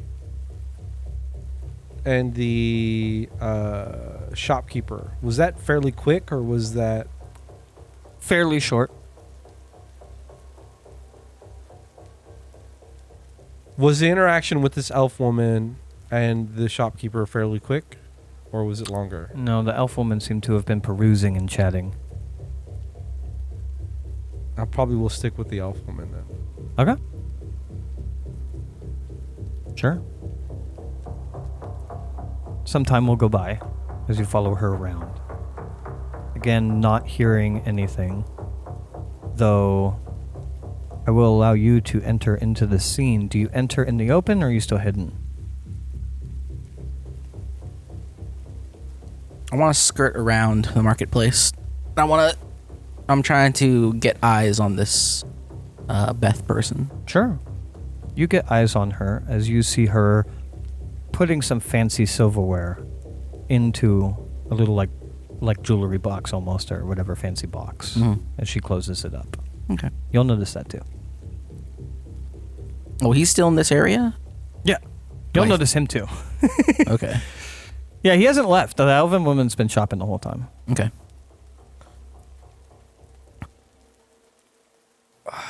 Do I notice what he's doing, or is he just? Does it look like he's? He looks like he is a casual shopper. He's got a pretty good performance up. Okay. But you know him. Yeah. Yeah. I'm gonna find a place to lay low and keep eyes on the area, particularly on Beth. But if I notice that Hori disappears, I figure he has a mark. He's following it. I don't know exactly if he has a mark, he's following it. If he stays around for too long, he's keeping eyes on Beth as well. So I'll probably give it like 5 or 10 minutes before I finally approach Beth. If Beth looks like she's leaving, then I'm going to approach, or I'll follow her and then approach her in a more quiet location if she goes through one. Okay. Elf woman does or does not have a pop on her. No. I will... Is there a way, could I, as I head towards the fawn, to follow the fawn? The fawn is leaving. Like, the fawn's like, you could potentially try and catch up with her, but she's already walked off the courtyard. Sure. So she's not currently in sight. Sure. But Okay, as I make my way towards her direction. Yeah. Mm-hmm. I don't... So, part of... Was the interaction long enough with the fawn in my brain to give an amount of relevant information? Like, Yeah. to be like, hey, these people came to talk to me. You have to warn this so-and-so group that much of... Here's what they looked like. Yeah. I wasn't even maybe even going that far. But I'm saying even that. Even that. Still relatively short, like under 30 seconds, but 30 seconds is a lot of speaking that can be done. I think having noticed this fancy silverware being put away, that probably would have been my call to be like, oh shit, that might have been the person that she was trying to reach out to. And I will probably begin to move my way in that direction. Mm-hmm. Could I, as I'm doing that, moving towards where the fawn is, have presence of enough mind to like look around to see if the elf woman would be following me as I walk away? Sure. Like, in terms of her eyes, does she notice that I am, like, is she paying attention to me? Give me a instinct check.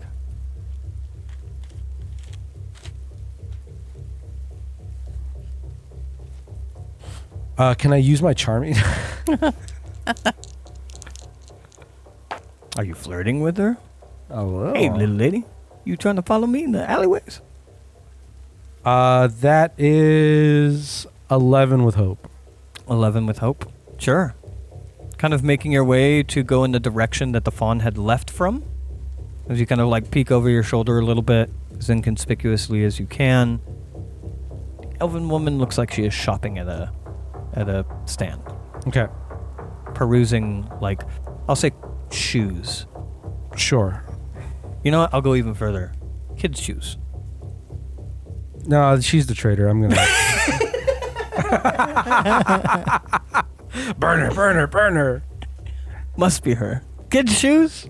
She's not a child. This doesn't add up.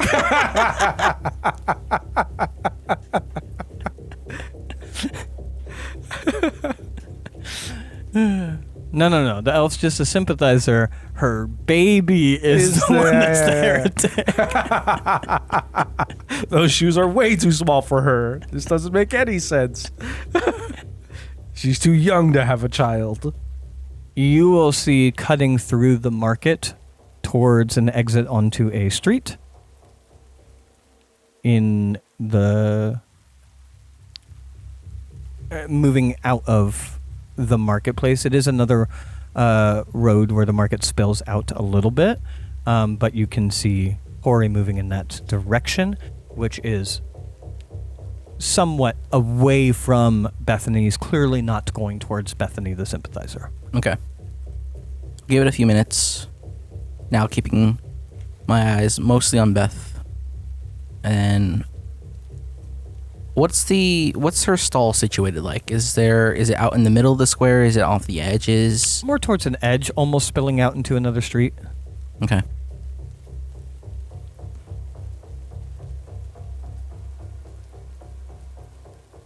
She doesn't look like she's intending to leave.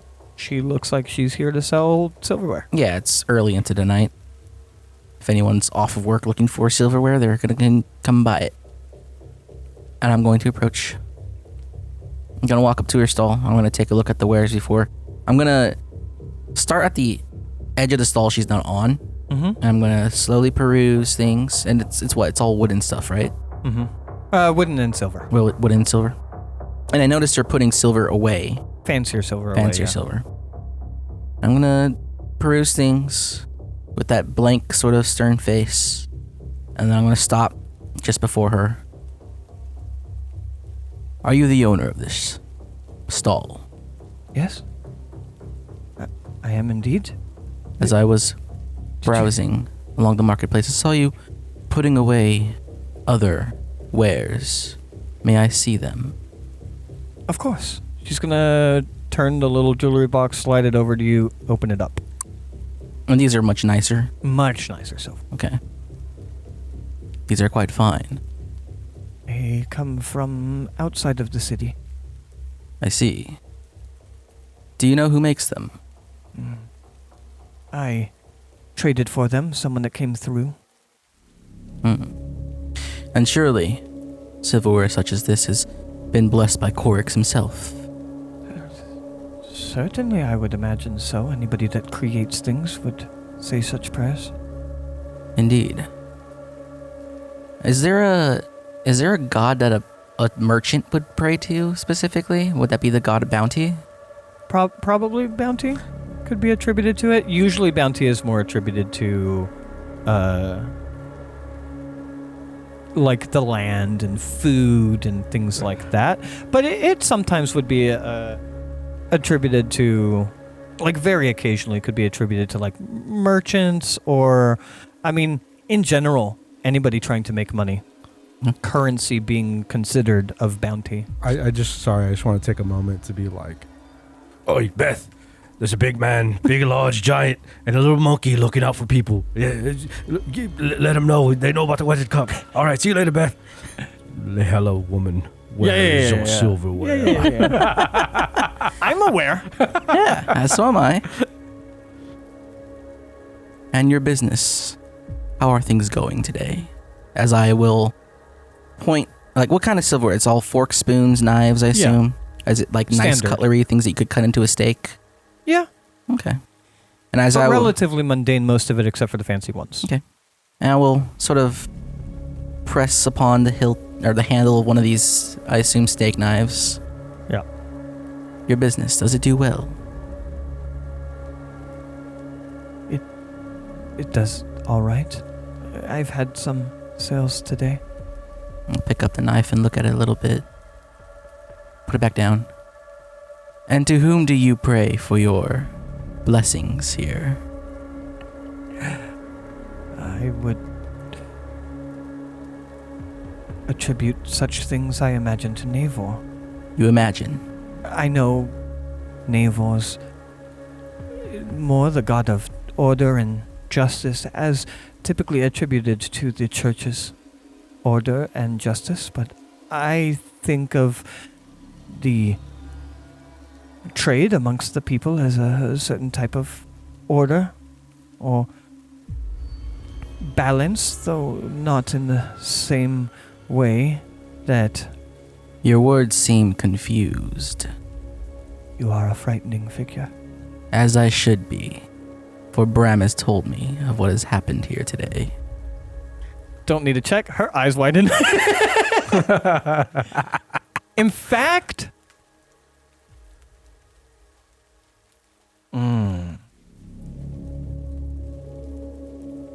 She's gonna pick up a different knife and attempt to stab you and start running. Holy shit. You're fucking terrifying. And you just told her she's been ratted out for being a heresy sympathizer. Yeah, let's go, Beth. Holy shit. Here's a plus nothing. It's a critical failure. She swings at nothing. She's going to attempt to get away, but that was my fear. I'm not going to have her move as it is Spotlight on you, bud. Ah, Let me get God. the popcorn. What do I do? This is like as you are leaving. Oh yeah, I imagine I don't see this happening because she put the silverware away. I almost imagine you could hear it happening, though. I feel like I'm turning that corner, Oh, and he did that's say when he waited. approached to be like, Sure. Okay. I'm pretty sure, like, Yeah. unless Splitting he the does, party stuff's always weird. I agree. unless he does something crazy. Sure. Actually, you know what? Spotlight's on you. Camera shift.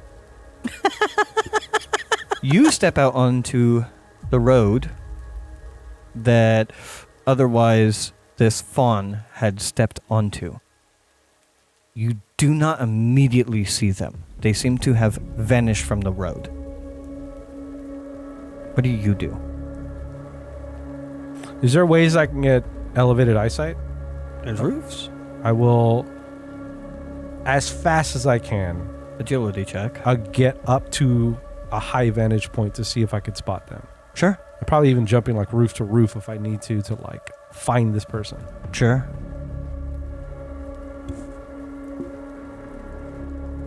Yeah, agility check to get that high ground. And I have D6 because of my simian nature. Mm-hmm. That is agility.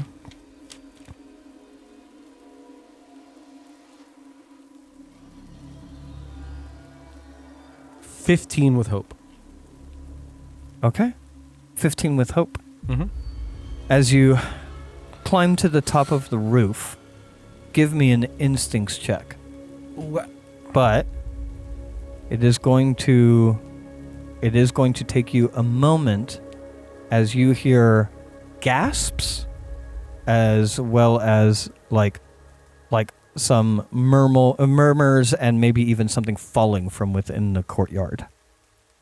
That sound needs to, it doesn't sound like it's going to last very long, but that sound needs to settle down a little bit as you make this roll. Presence. Sorry, not presence, instincts.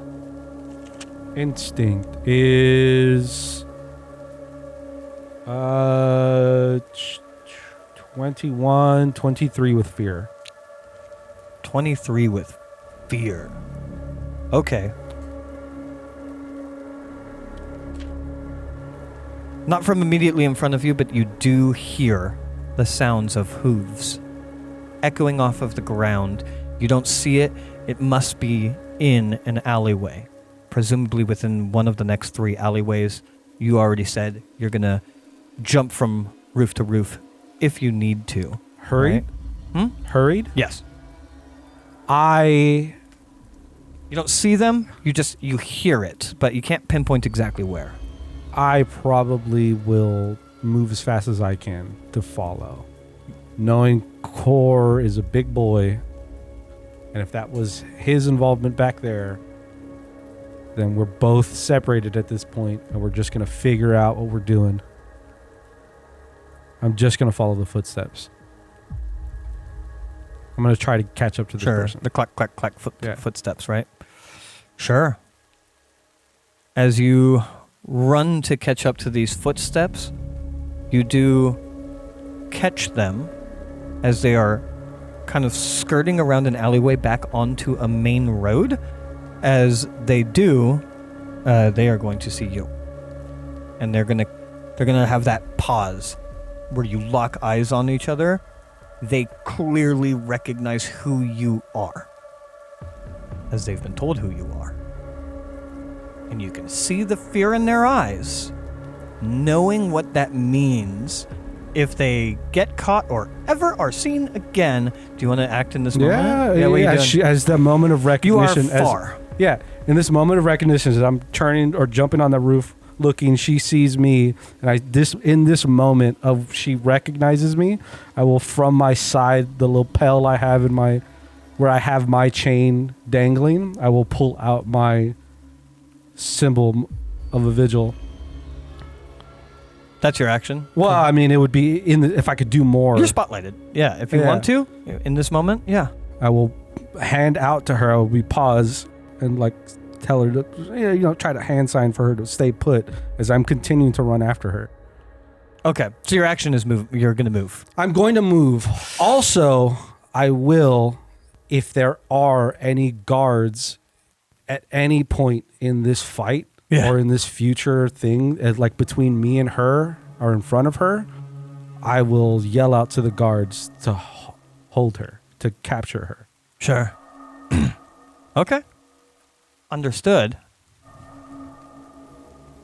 Give me nothing.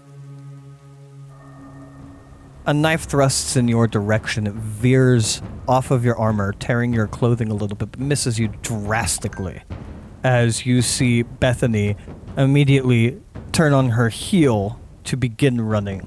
What are you doing? I wish I had more strength. I'm a grab her.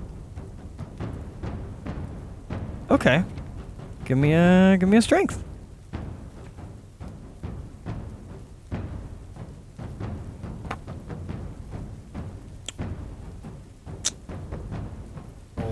Rolled the wrong way.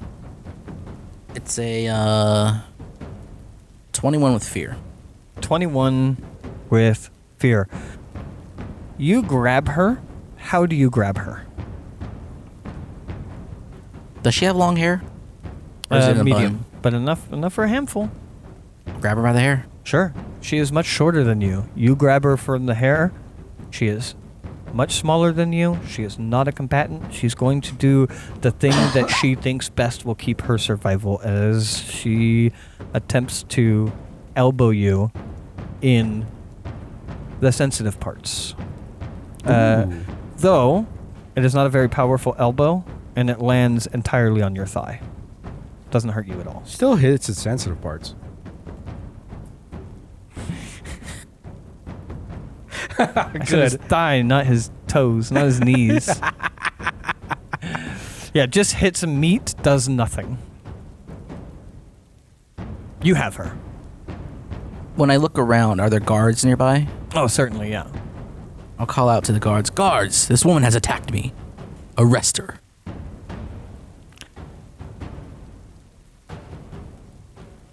Gods. Is your chain still out? No. Okay. No, but she knows. God, I feel like I wouldn't be doing the game justice if I didn't try. I don't really know how this works, so I'm going to give her a strength check against your evasion, I guess. Oh, does this system not have like a contested? I don't recall. Let me see. I know. Ow. Oh, actually. Actually, I believe it does. I believe if I spend a fear, that is me breaking it. Oh, okay. So actually, I don't think I need to roll.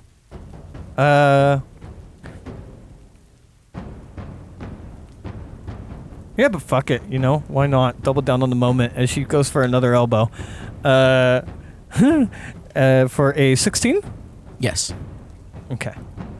Can't imagine she does any more than the lowest eyeglass that exists as you get hit for 2 physical damage in the sensitive parts as she breaks free of perhaps even pulling some of her hair free as she moves away from you into close range. Spotlight's back on you. Has the guards reacted at all? Yeah, they're running in. How fast does she look like she's moving compared to them? She's not very fast. Do I want to let them handle this? Do I want to... People are paying attention to this quite well. The whole courtyard's now watching, yeah. Okay. I'll pursue, but I'll make it look like I'm not trying to catch her myself. I want the guards to get ahead of me. Okay. And get to her first. Okay. Sure.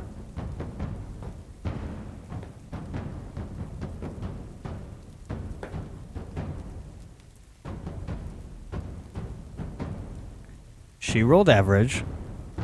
They critically succeed. As they pass you and run her down, I'll say one of these guards knows who you were because you had talked to the guards in the area before. As you see, like, one of the guards is clearly approaching. You've never talked to this guard. Clearly approaching with the idea of arresting this woman. Well, they both are. But one of them's like, oh, well, grab her. The other guard pulls out a head and fucking full-on tackles her into a wall. Just smashing her into the wall as she falls down to the ground. He's sprawled out on the ground as well, as the other one looks very surprised, but immediately begins grabbing her and shackling her. Good.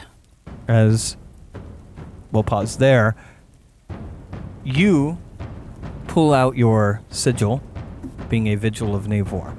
You see that fear in the fawn's eyes as they attempt to dart around the corner and run away from you. As we are now in a chase, I need an agility check to otherwise get down from this building and attempt to catch up with them. Okay.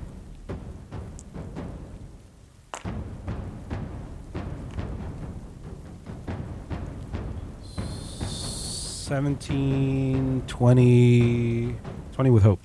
20 with hope. I will say as you turn the corner, they're still cutting through the crowds, but you can see them. They are nowhere near as sneaky as they were being before. As this fawn runs through, cutting through the crowds, looking over their shoulder, they look very fast. They look very agile, but they are currently at far distance from you. What would be your next move? You see them running. You can see them within the crowd. Far distance? Far distance.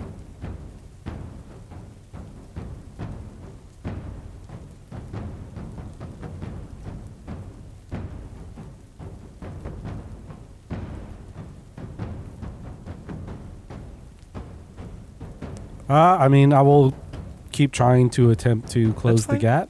If you want to do that. And if there is a point to where there is guards that are ahead of her, Yeah. then I will call out to them. Okay. But Sure. I will say at the moment there are not guards ahead of her, but you can go ahead and give me the agility check to try and catch up. oh, another one. Yeah. Okay.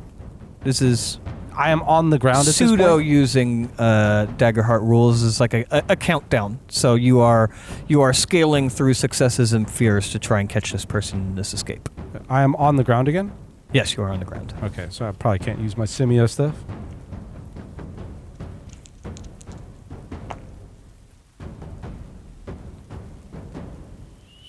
$13 with fear. 13 with fear. Okay. You are able to push through the crowd. You're able to make good distance. You're not able to catch up, but you are keeping... Well, you catch a little bit on her, but you are keeping pace with her. But you are having to shove your way through crowds. If these people weren't here, it would be a lot easier as you're trying to, like, run between them and shove between them in this moment. As you will see her duck into an alleyway. As you catch up and come into this alleyway, you see her running towards the alleyway, not at the face of the alleyway, but further along, you do see guards. Okay. What do you do? I will probably shout. I'm in an alleyway now? You are in a very long alleyway, then there's a main street, and on the opposing side of that main street, you see guards. She's in the middle of the alleyway. Yeah. There's not a lot of there's no people in this alley. So in this alley, I will shout to the guards, "Guards! Guards!" And I will probably put in my palm so that people behind me don't see it. Sure. But the guards in front of me would see it as I say it. Go, "In the name of Naevor, arrest this woman!" Okay. They will immediately bridge that gap across the street as they start cutting in. as she's going to look around, kind of being cornered in, as she is going to start like a goat, capturing the tiny little ledges as she starts to ascend upwards, trying to escape. At any point, is there a close range between me and whatever she's climbing to? Whatever she's climbing. She's kind of climbing straight up, Sure. but no. So just to give you an idea, the only thing I can do to potentially try to continue to try to follow her. Yeah. Only thing I could do is if I could close the gap at all to get to spell casting Sure. at close range. You have to been do- getting closer and closer to her. Yeah. For the record, what you've been doing is working. You've only rolled with success thus far. She's not like very far away from you at this point. You are gaining on her as she begins to climb up, but she is away from you and now moving straight up. So that's further. Yeah, away. I mean, I'm That's not. She's not climbing closer to you. So she's not going to get within close range. No. sure. this move. There, at no point in anything I'm doing am I ever stopping. I'm following her Of to course. the fullest extent that I'm following her. Okay. Trying to follow her.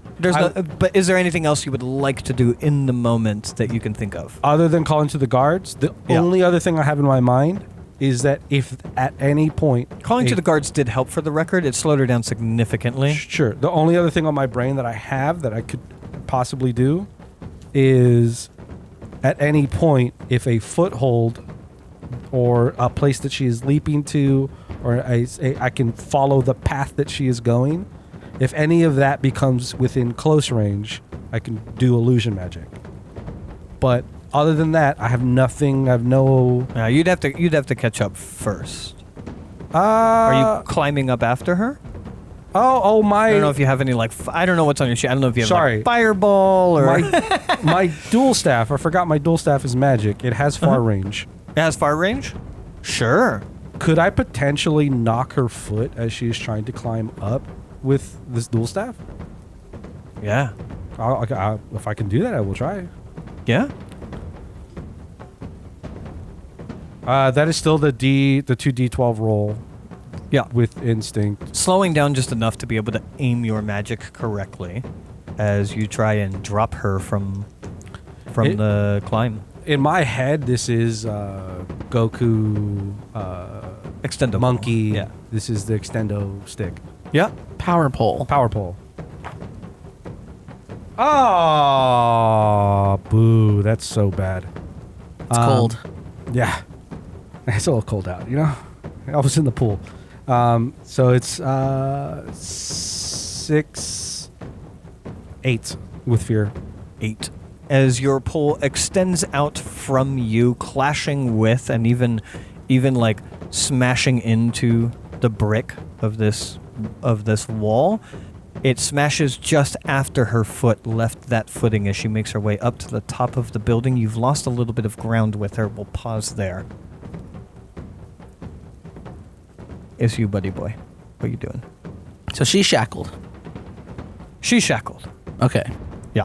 I stop to take a look around. I'll look in front. I'll turn around, see behind. Do I see any people that in my head are possibly one of these outsiders? In terms of descriptions, you know, the fair skin and all that, commoner's clothes. At a second's glance, or are you really looking? Really looking. Give me a roll. Give me instincts.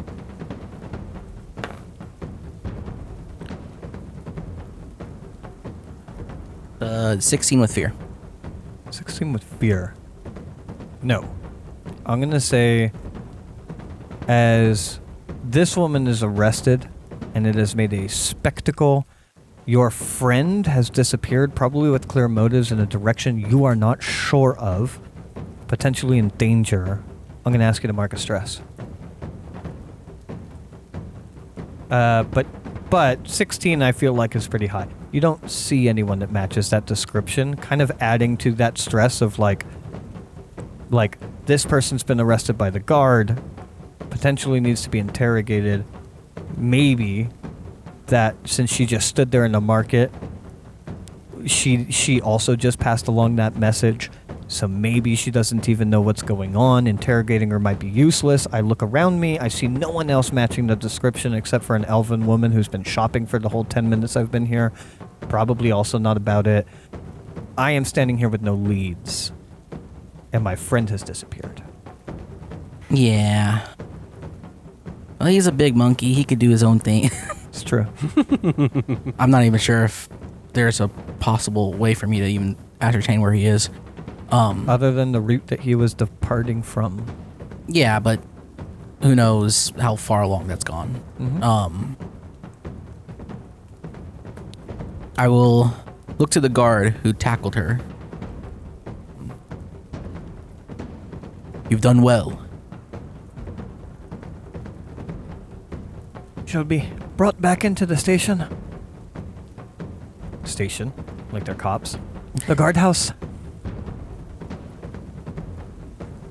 I think time is of the essence. As of right now, I need the two of you to stand guard. I must ask her a few questions. Very well. And then, does this other guard recognize me? Do I recognize him?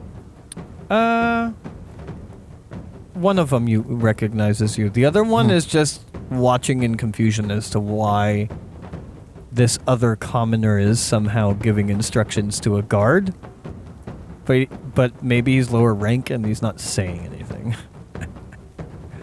I think it's fine if the guards have an idea. I'll look to him. And I will slowly pull out the chain. It's like, at this moment, you shall serve vigilantly. He'll nod. And then I'll look to the woman. Beth. Many people make mistakes when they stray from the path. Fuck your path. And many make even worse. You can cut me down, I will live again. Says who? People for whom would take you in, but I imagine you will never let into your heart. So you have already fallen to false gods. She spits at your feet and presents her throat.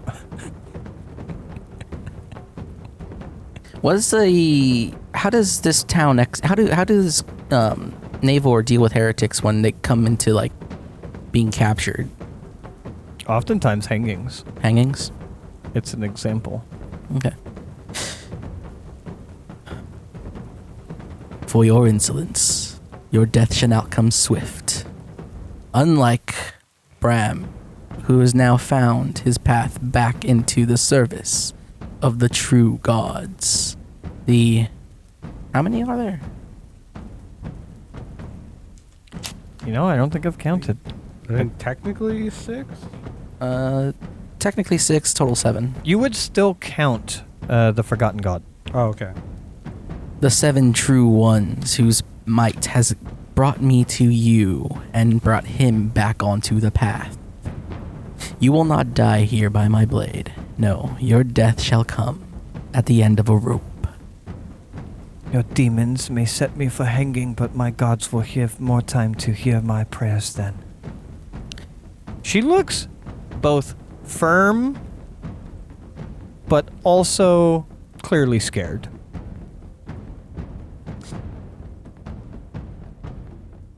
Your false resolve betrays you. Go ahead and pray on deaf ears. And I'll stand up. I'll turn to the guards. You may take this one in. Should she say anything of heresy, show her Naevor's path, for know that she is to hang, for death shall not come swift, as are all traitors to Naevor. They nod firmly as they kind of force her up as she lifts with a grunt.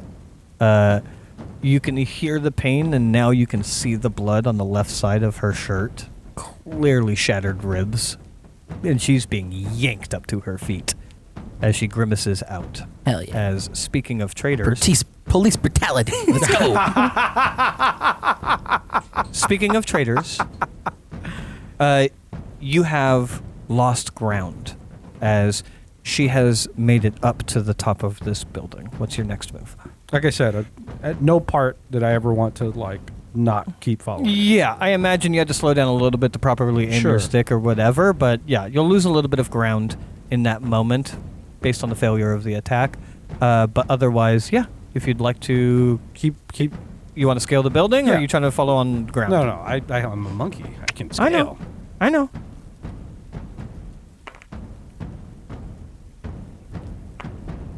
I wish I could do stuff with my hope. Nah. Pass. That is 1721 with hope. 21 with hope. Yeah. Okay. As you climb up the building, clearly she needed a breath. She doesn't climb as easily as you do. But as she sees you kind of heading up the building, she is going to start to run. As you guys, as you had stated earlier, leap from building to building, but you have gained on her in the time that you swiftly were able to scale up the building. You have gained decent ground on her. As you jump from building to building, you are going to see her take a very bold leap from a very far jump across buildings. What are you doing? If I can, this would be a bold move potentially. Could I, if she is far distance from me or closer, attempt to smack down in the middle of her leap Yeah? to kind of just fly swat her? No, I like it. And could I, in this moment, use my Orderborn for the swift justice of Naevor? Are you trying to kill her? No, I'm trying to just D20 one of my hopes, or my hope dice. I don't think this feels swift justice for me. Swift justice is like, hey, I'm trying to catch her like early in the jump so she plummets to her doom. Yeah. That would be swift. Yeah, I'm trying to fly swat her while she's in the air. Okay. Yeah. Okay. Death is on the table for her. Oh, sure. If she's gonna die that easy, then fine. But Plummet her to her doom. yeah. Yeah. Okay. I'll call that swift justice, yeah. Okay. That's why I always interpret one of the phrases as let God sort it out. The what? That's why I interpret one of the phrases as let God sort it out. If she dies, she dies. Well, it could be a bit Could of be that. that too. It could be that too. Could be both. Yeah. Actually, could I get a D20? I didn't get a D20. Here. Use mine. All right. Hopefully this one goes. God, it's such a terrible hope roll. 14, 16 with hope. 16 Could I? with hope? Sorry, 16 with fear. Could I?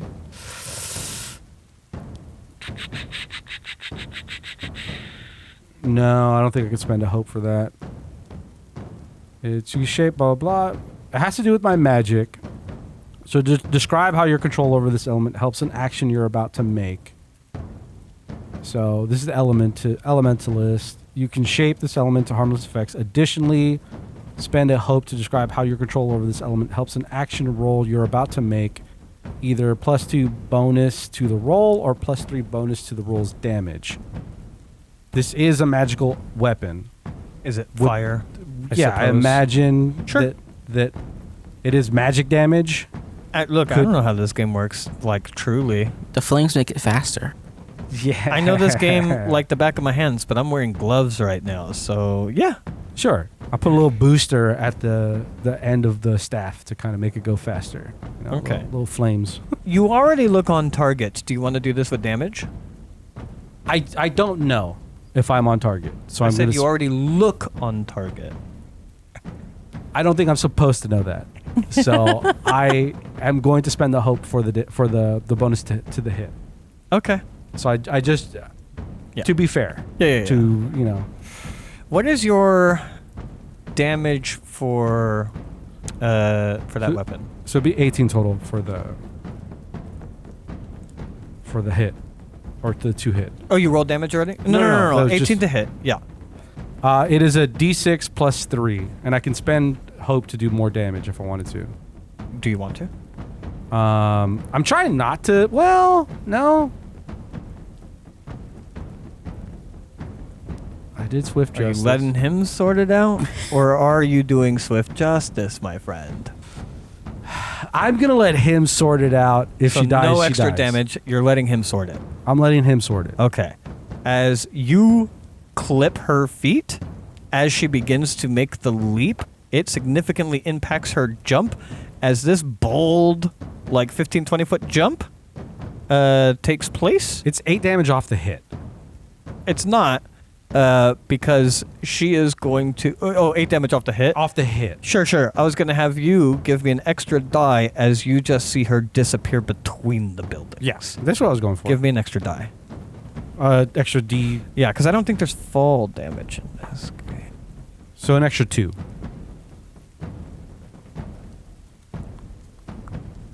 I don't think there's fall damage in this game. So I fucking power pull out, put a little let's let the fiery god- tip to it. Let's let the gods sort this out. Give me back my d20. Sorry. In fact, I'm going to spend a fear for God. She disappears. I will continue to run after where I assume she lands. Are you doing the jump? I will climb down.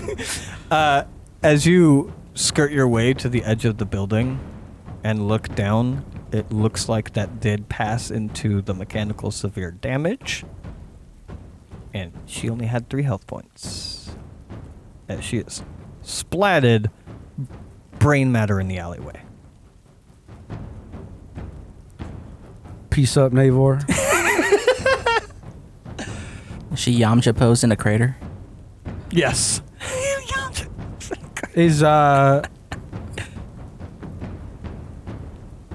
Are the guards still kind of running in our direction?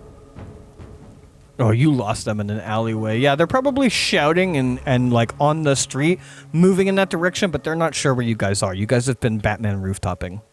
But they are still in the vicinity, yes. Okay. I will probably climb down to where the body is, Uh-huh. and I will search the body. Sure. As Do you I- start to approach the body, Do I? Yeah. ping, Yeah. there is A pop. a pup. She's not a sympathizer. She is a heretic. Yeah. Well, my goal was to relay the information, and I stopped the relay. So I got that. Indeed you did. As you sit there, go through her clothing, relatively commoner clothing, but you do pull out a dagger and a pop, both of which have that divinity or false divinity, as you've been instructed, that you can recognize. Anything else on her person? A bit of money, a mix between the strange coin and regular money, about a handful's worth of money. A little bit of money on her. Not really anything else that would stand out to you. I will separate this money. Probably side pocket the regular coin in the separate bag that I have the foreign coin. I'll put that in there. Sure. I will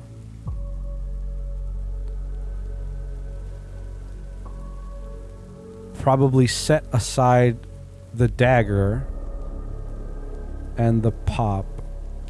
Well, could I would like to burn the pop. I have a question. Have you ever smelt brain matter before? Have I ever smelt brain matter before?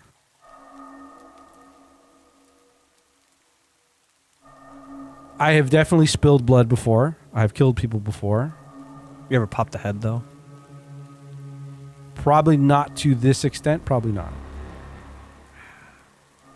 I want to make a con check, but this is the wrong game. Give me a presence. Sure.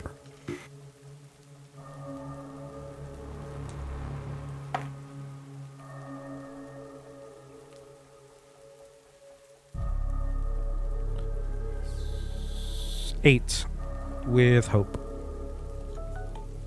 Okay. You do feel secure in the fact that this was Naevor's will. You left it up to Naevor. Still, while it is not horrendous to smell, this isn't rotting. You've never smelt this before, and you can only attribute the smell as a new smell being brain splatter on the stone. I would like you to mark a stress, please. Sure. Though you do feel justified in this, it still turns your stomach a bit. I'm a very delusional vigil. I know what's up. It's gross. It is gross. But Yeah. This is Naevor's justice. It's gross. This is his will. I am mere an instrument of it. It's true. As eventually the guard will approach, find the alleyway. I will, as he's approaching, I will present my chain. Sure. As they step in, one of them pulls their shirt over their face, looking unbothered. One of them goes, "Oi!" and fucking puts their hand or their face inside the crevice of their elbow and kind of turns away a little bit, and you hear a dry heave. It is gruesome, but this is the fate of heresy. The rain picks up a little bit. I also, in the process before they came here, I don't know if you heard me. I burned the pop in my hand and I crushed it. Oh, you burned it. Okay. Yeah. And then probably discarded it to the side. What do you want us to do with her? You can contact the nearest chapel. They should come and clean up the body. Let them know that this was a heretic. And I will hand him over the dagger. Present this to the clergyman. Let them know that this was found on her person. Okay. You don't need to deal with this directly. Let the church deal with it. Understood. Should one of us stay and keep watch? Yes. He's gonna look at the other guy who's still kind of dry heaving. You seem to have a stronger stomach. Let him go with the dagger to the clergy. I've seen fates like this before. Still unpleasant. I'll look back. I knew her as well. You did. She's been around. Did you know anything else of her? No, just seen her. Who she may have talked to? Folk in the Lamplight District, mostly in the market, as far as I know. Never spoke with her. Do you know of a place called the Wetted Cup? I'll think for a moment. Aye, not too far from here. Little bit deeper into the low blocks. In the low blocks? Yes. Does it have a big sign, little sign, an image, a color to the building? It has a cup pouring out as the symbol. Pouring into a mug beneath it. It's a drinking hole. Is there an inn attached? Do I know that information? You don't. Think there might be. On the top floor. Not sure if it's an inn or maybe just the residence of Vilna. Never been there myself. Very well. It's about 4 blocks over. Continue heading north and you'll find it. Closer to the edges of town. Very well. Well, thank you for your service, Naevor. I look back at the body. He understands it's a heretic. He by no means is sad about it being a heretic, but there's a little bit more humanity in this guard as he kind of says, almost sorrowful, Naevor's order and justice. And he's saying it to himself, almost like reassurance. Yeah.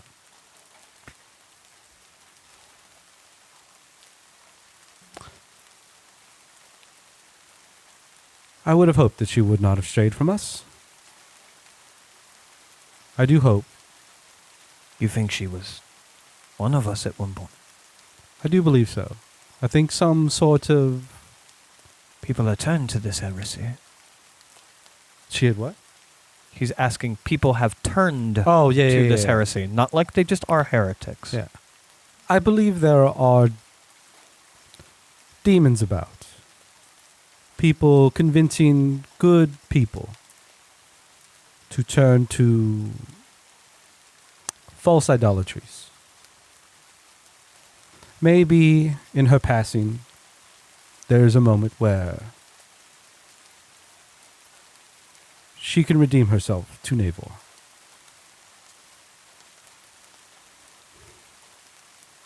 You just look over at the body. Perhaps. Perhaps the gods give her a chance. I think if she died a heretic, then probably not, but maybe if any of these other heretics can be captured, at least they can be stricken to servitude, redeem themselves. I'm not questioning Naevor's justice. I would just, maybe once you pass in the afterlife and you get to see Naevor for yourself, things change a little. Perhaps. Well, Naevor's blessings to you. Yeah. Naevor's blessings to you.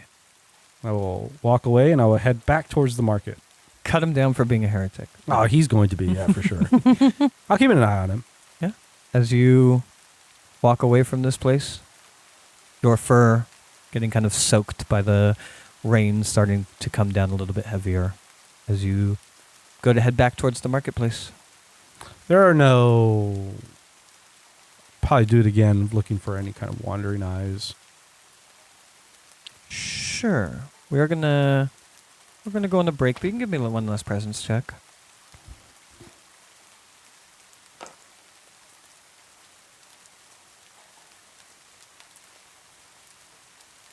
"19 with fear." Nothing but the fear and confusion of the people seeing Batman jump from building to building. No, you don't see any. You don't see any prying eyes that look otherwise like they are following you or concerned with you. More so, some people may have seen you leaping from building to building or extending your weapon. Sure. Maybe they even saw a glimpse of the fawn falling. But beyond that, no one of concern. Sure. As we come to the resolution of that, I will jump back in case there's anything else you wanted to do when we come back from the break, but that is where we will take our break. Cool, cool, cool.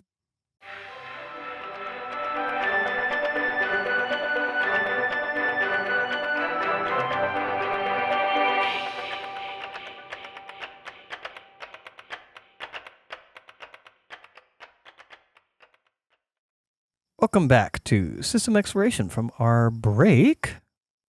As we hop back into our story,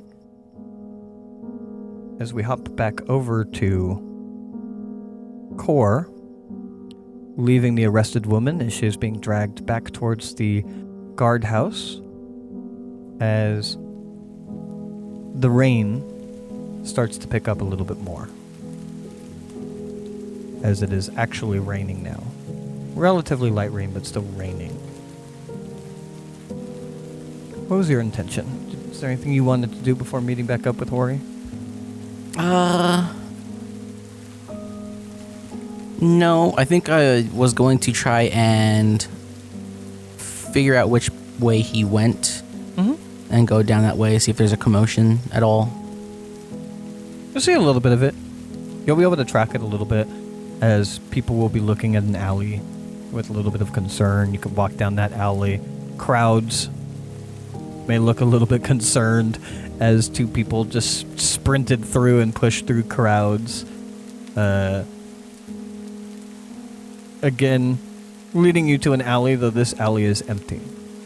You might get lost for a little bit as you eventually depart from that alley onto another street. Once again, you have people looking a little bit concerned. Some of them are looking up at the roof, but you said you were walking back towards the marketplace. You would probably spot him as his eyes go from the crowd looking at the roof to the rooftop. As Hori, you spot Core. I'll probably just kind of look in his direction, and if he looks like he at any point looks in mine, I will wave my hand. Sure. As you regroup on this street, the sun is nearly entirely gone from the horizon as evening is falling upon you. There's still a glow to the sky, but it's getting dimmer. It's late dusk. Lamps are starting to burn as you can smell that rendered fat within the lamplight district as the city is beginning to illuminate. Some people on the streets are starting to pack up and move off the streets as it is raining. I imagine the business down that street is because of you. Yes, I had to chase down a rather fleet-footed fawn.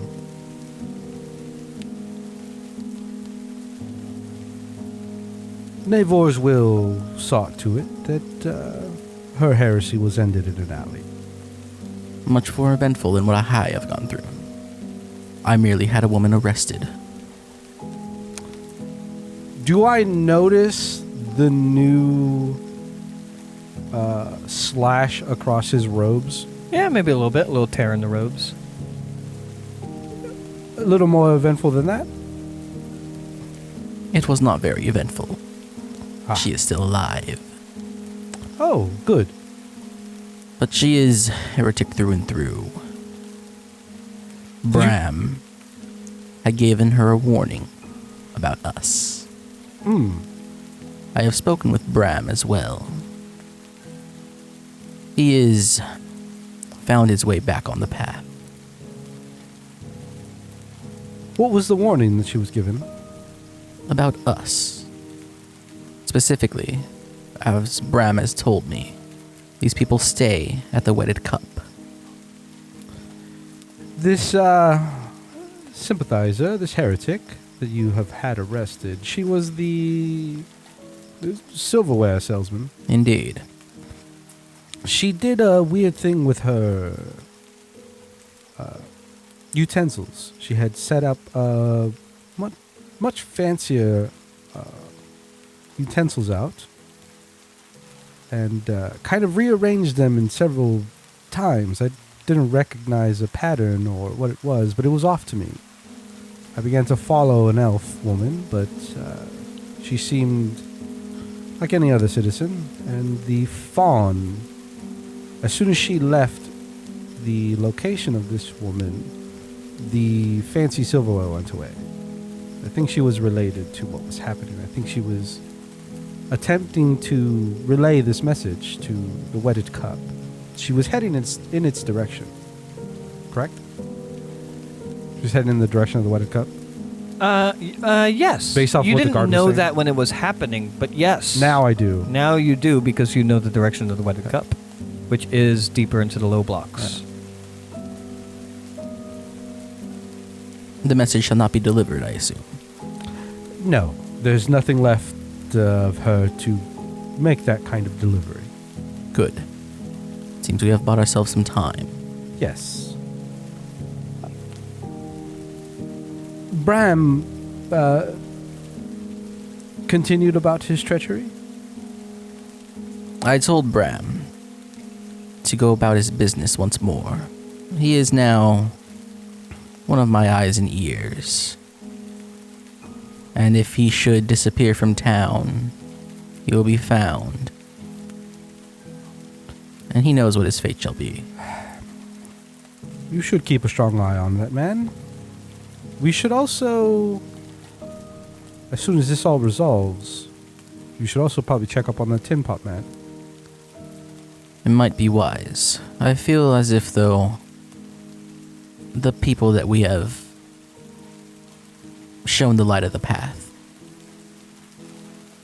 I think they understand where they sit in the world once more.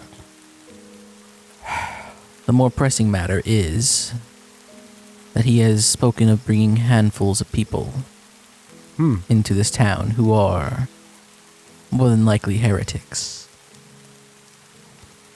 This Beth, was she a Naevorian citizen before?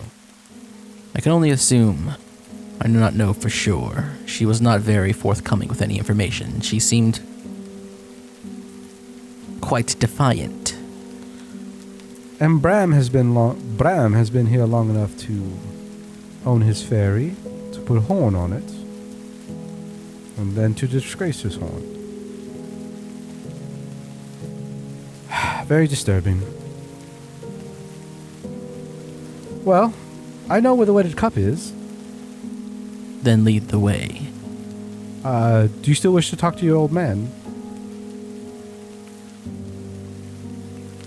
Would that be on the way? Not necessarily on the way, but not far from here. And evening has just hit. It might be fruitful. If there is no longer a message being sent to the wedded cup as far as we know, the chances are, if there is still one going there, by the time we get there, it may be too late. If the only person I can think of, other than somebody who would have made us out in the crowd, or made me out in the crowd, would have been from the Tin Man, and that would have been days ago, or it already would have been there. Well, let's go see what he has to say. Hopefully, it will be something that we can use. Yes. Let's go. Head towards the fish market. You head your way over to the fish market. The fish market is still entirely up and bustling, as it has a full-on roof. It is a market within its own right, a very large, though there are no doors. There's just pathways you can enter into it, and it doesn't have walls. They're like sandbags, as it is raining, being kind of put out, but the market is going. You can immediately smell the waft of fish coming from it when you turn onto the block. By the time you get to it, you can see people are busy haggling over fresh fish from the canals and fresh fish that have been kept cool and brought in from lakes outside of the city. As they are haggling for this, you guys can move around the fish markets into the back alley, for which, after going down into the back alleys, not in the initial alley, but eventually, you do see the same hood your informant was wearing when he departed from you, kneeling down in an alleyway over a small fire in the alleyway, seemingly warming his hands, rubbing them together, putting them over the fire, front and back, as you guys entered into the alleyway. Mm-hmm. What was his name again? Silas, or Scylla? Syrah. Yeah. I'll approach. Syrah. As you say his name, he will stand up and he will remove his hood. It is not Syrah. Moving slowly, very open hands, removing the hood, you reveal a human male, relatively grizzled, like 5 o'clock shadow, gray throughout it, black salt and pepper hair, relatively wrinkled face beyond his years, with a giant slash mark across one of his eyes that you, Kor, put there. This is Merritt of Tallow. His hands are raised. He will slowly go to his robes and open them. He has no weapons on him. Merit. come here to talk. Why the deception? I have my good reasons, and I know I wouldn't have gotten you here without one of your informants. And what of my informant? He's fine back to his works, eyes and ears for the vigils. Good. Now why have you brought me here? His words were true. I know what it is that you are after, and I think I can help you along the way, as I already have. But I need something in return.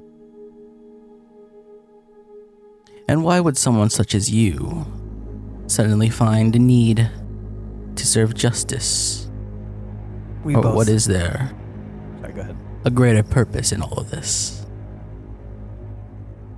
We both serve the same gods. You serve the church. Me and my people choose to save Naevor, or serve Naevor directly, and help his followers. We may not agree, and I may be a criminal, but I am no heretic. You know that to be true. Possibly. Say your words.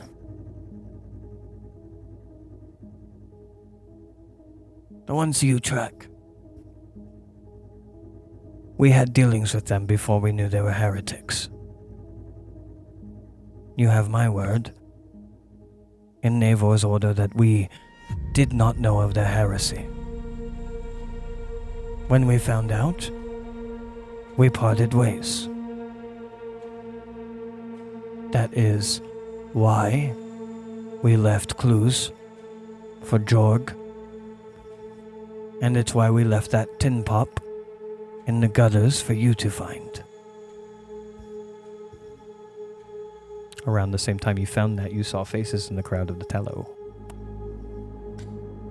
And what of Jorg? Have you seen him as of late? No. We left him clues, leading him onto the trail, but he's disappeared from our eyes at least. But I imagine with your vigilance, or the vigils they send later, he'll give a cheeky smile as in if you fall, they will send more. I'll stare daggers into him. That the church will resolve this.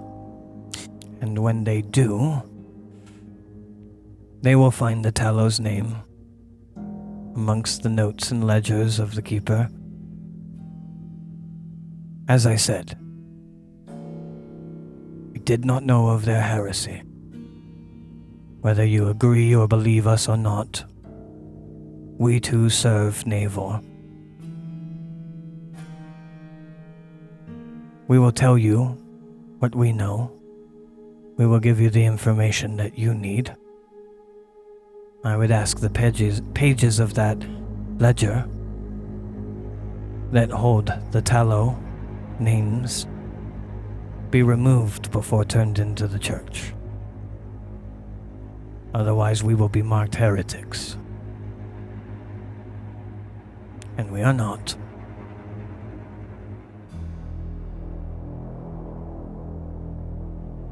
That can be done easily, should we be successful.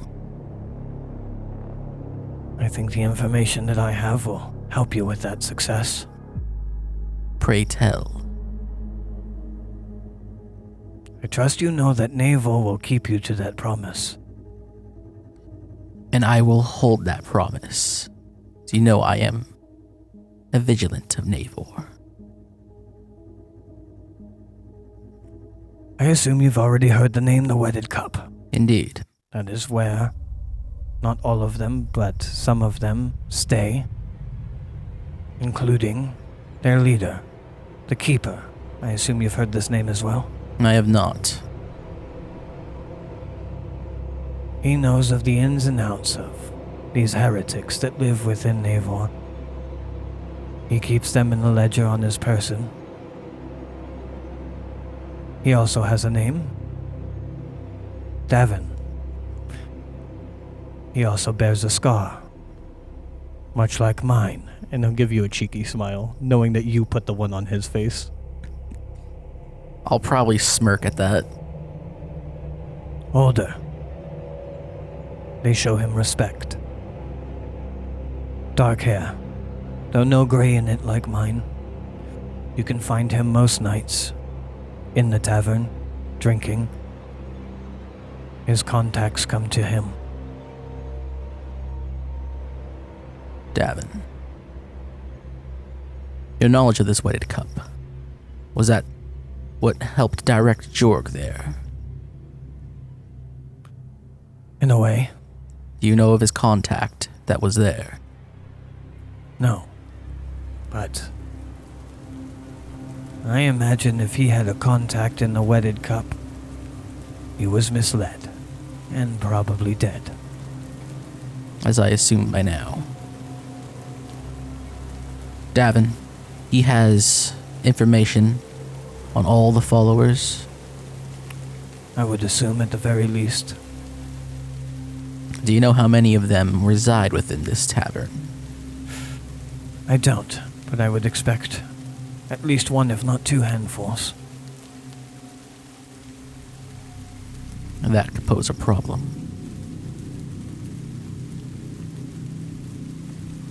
Should your information be correct, and I assume you coming here as you have,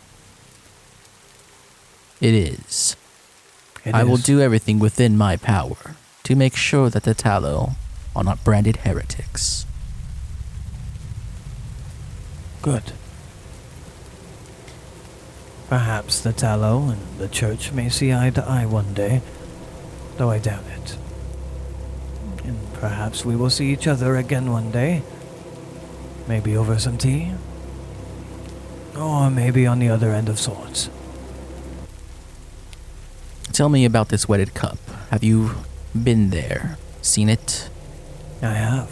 Been inside of it? I've met Davin there. Is it a busy place? Sometimes. Not always. He usually sits by himself, in the corner. Does he leave it often, or does he stay there? That I don't know, but I know he can be found there most nights. His people, do they wander about the town, promoting their heresy? Or do they rest there alongside him all the time? Don't know about the promotion of heresy, but yes, they move throughout the town. Frequently. They are not always back there. And I have seen more that return to him that clearly do not stay in the wedded cup, though I don't know where they go. But they do not operate solely in the Lamplight district. They seem spread throughout Naevor.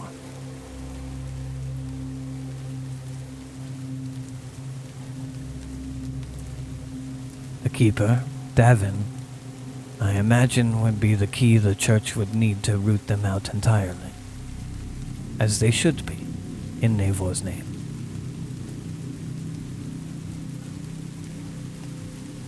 How many of these people can you identify? Few handfuls. Before we knew they were heretics, they expressed interest in what the Tallow does. How well do they know the Tallow? They've seen a few of our faces, but not many. That's not how we operate. Shit. I half want to try to convince him to join us in going after these guys. Maybe not him himself. That would be funny. Would be cool.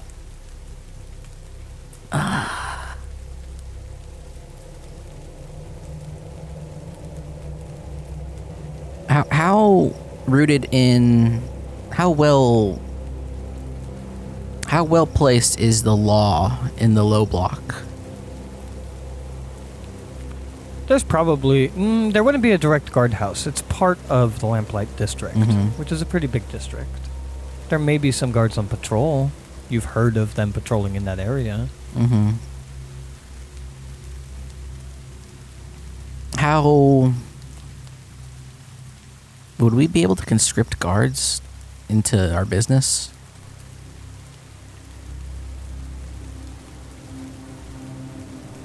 Probably, but it might be strange to do that. And it is of a very different faction. Again, you kind of have the ever answer of no one would question it, but does that make it appropriate? Yeah. I would say you may not even know the answer to that. That's just not something that typically is done to the degree that you don't know how that would play out.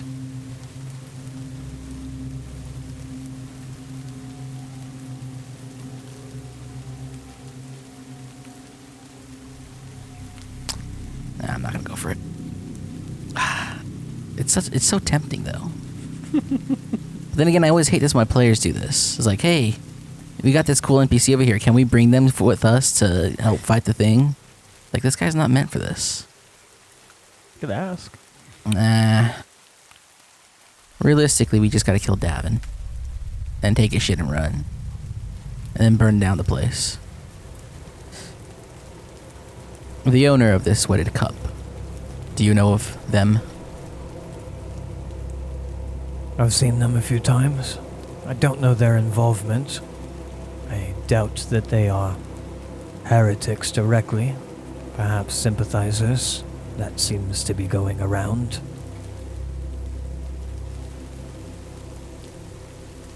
And are you sure that any and all information concerning your unwitting involvement with these heretics would all fall on Davin's collection? No. I assume, as he's the only one I've ever seen write anything down, it would be in the ledger that he keeps on his person.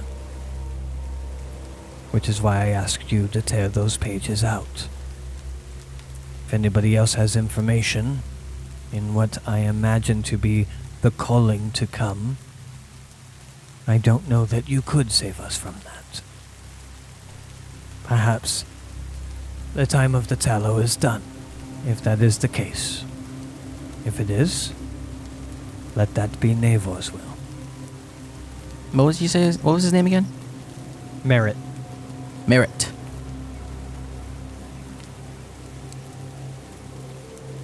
You said you serve Naevor in your own ways.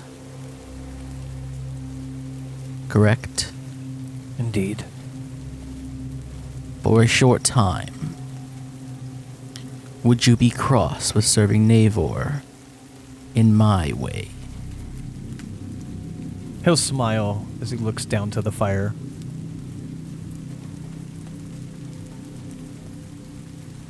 Hold on.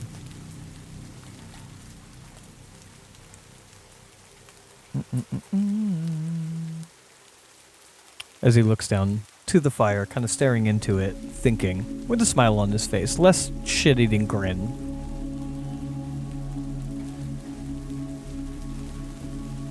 Vero, guide me. He'll look back up, perhaps. Viral, for the record, just in case any of you are thrown off and haven't memorized the gods list, as one of your gods. Yeah. He's not just committed heresy for no reason. I recognize it. She grants her followers the gift of fire as he stares into this fire for an answer. Perhaps, what would you ask? The heretics that you and your people have done business with, to keep an eye on them, and even when the opportunity shall arise, strike them down in Naevor's name. Around the city? Yes. Should they, I assume you've seen their calling card. I have. Now. Not when we worked with them. Should they have them, take it from them. Give it to an unaffiliated person. Someone you trust, not of Tallow. Someone the guards will not recognize. Give it to the guard and tell them to send it. What was the name of the, Your deacon? No. The guard that we spoke to. The captain? Jiren? Yeah. Oh, Valdoon. well done. Send it to Valdoon. Tell him it is for Vigilant Corps. And then they will know that murder was not murder, but it was justice.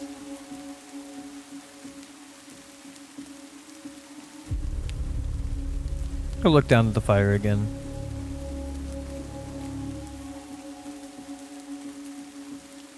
I'll send out my shadows. Before the morning rises, the ones we know will fall in the streets. Good. You'll be serving Naevor, and you'll be preserving the Tallow as you continue to serve in your own ways. He'll nod. Now then, as I do hope you get to that ledger, good luck, and don't die. I do not intend to. He'll smile. Ori, Merit? he'll lift up the hood. Save him from the rain. He'll leave the fire and begin walking down the alleyway.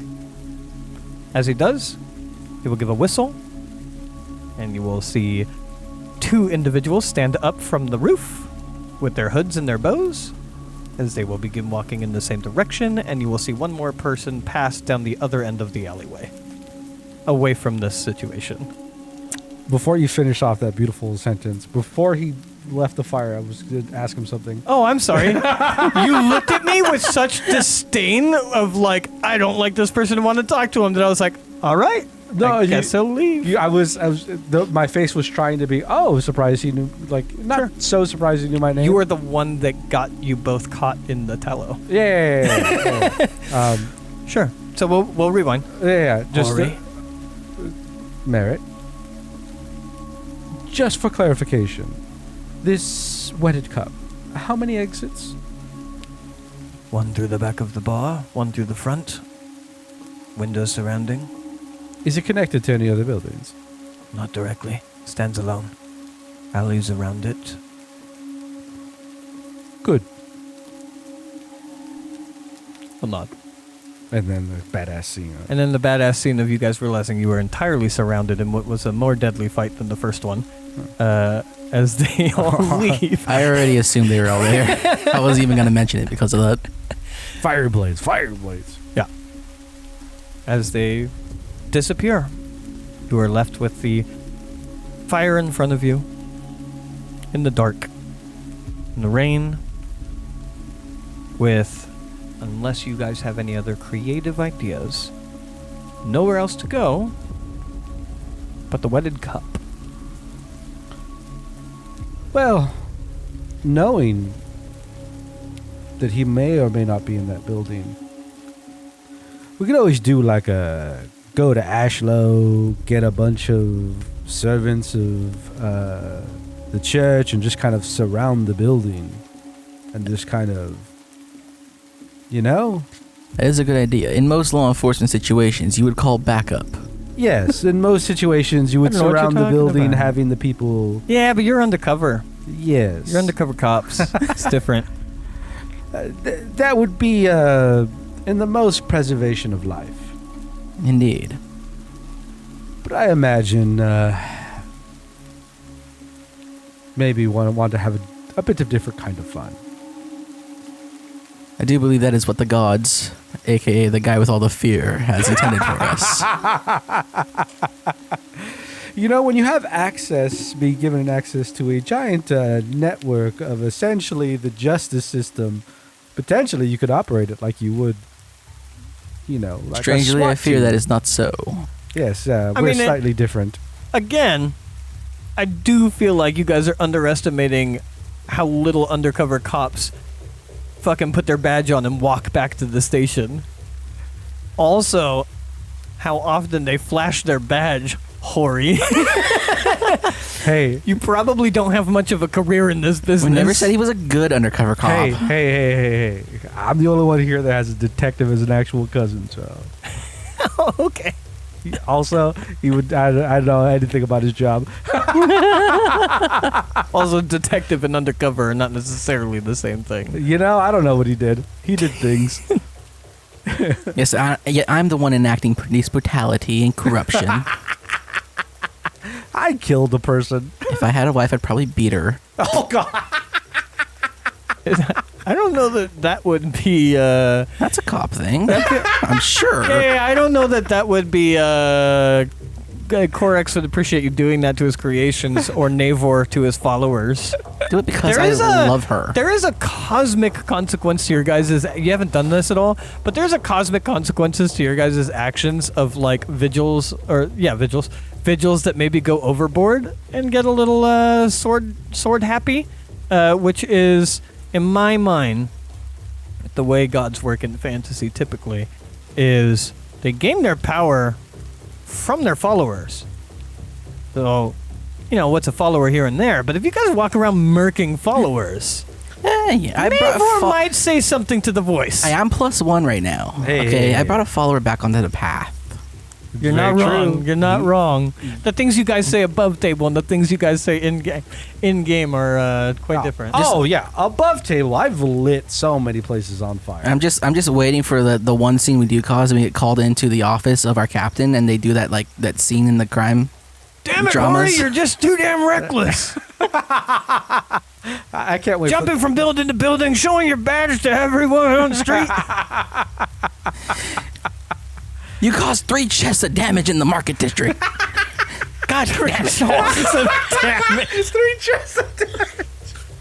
Hey, motherfuckers. What are you guys doing as you stand in this alleyway? We're fucking we're spitballing. The right? rain is coming down on you. No, you guys have just fallen into above table talk is what's truly happened. Hey. That's the funnest part of these You games. fucks. All right, Mr. DM, let's go fucking get ourselves killed. Yeah. You don't have to. You could have recorded it. I wouldn't have stopped you from recruiting Tallow. He's gone now. Oh yeah, it came through my mind to do it, but I feel like it's a harder ask, especially if we have to be if it has to be let known, or if like guards show up or something like that. At this point, Core has something in his head. Mm-hmm. Sure. No, it's fine. I just, what's more undercover cop than getting a rival gang to work with you to take out the gang? Yeah, but stuff. Yeah. Okay. Well- As Were you gonna say something? no, go ahead. So, would you like to head over there now? See what's going on in there?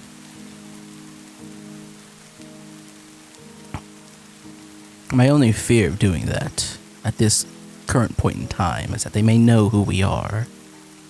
There's always a chance that the message still has managed to get its way through. That is true. If you're, if Merrick is the man that he says he is, and by morning, right? Maybe we come back in the morning, and a large number of them have been or being dealt with. Maybe we go then. But there might be some amount of people returning to deliver the message that things are happening. Also, I feel like it was on the back of you guys go solve his problem with the ledger. Yeah, that was In my return, he's gonna. Oh, sure. Yeah, I didn't yeah. catch that part. I guess it wasn't explicit, but I did feel like it was implied, and you're going off of you're backing down from the implications of your end of the deal. Sure. I fear that would bring up more problems. Should their assassinations cause the rest of them to know something is wrong, something has gone awry in their operation, Davin may no longer be where he is now. Sure. As far as we know, Davin is exactly where he wished him to be. So,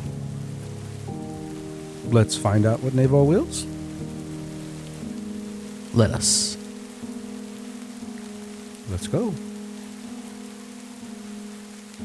As you guys depart from this alleyway, leaving behind the flame, your shadows dancing on the walls on either side of you, entering back out onto the street, with the streets now well lit, with those kind of paper domes and the tallow oil rendered fat burning beneath them as they glow in colorations of yellows and blues and greens, very brightly colored, kind of coloring the streets of this area outside of the fish market.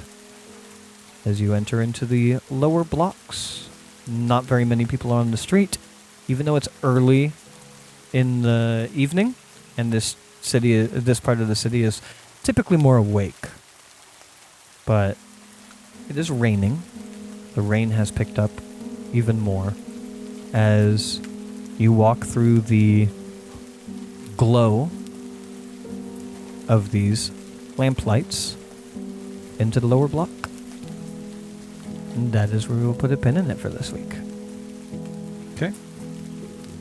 Huzzah! Huzzah! Also, for sure. You splatted the shit out of that woman's head.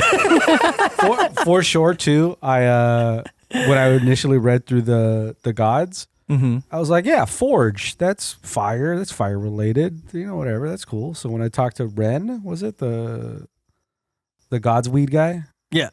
I was like, yeah, fire, gift of Corex. I was like, oh, you literally have described as one of the gods virile. It's like, oh, she gave fire to people. Like, well, that probably should have been the god. Yeah. I literally even called that out to you as twice. Once in writing and once when we actually got to the table of like, maybe you would attribute your fire to her. I blanked on that whole bit. Just wasn't listening. My favorite part about Ren was that he prayed to the god of bounty. Fucking pothead.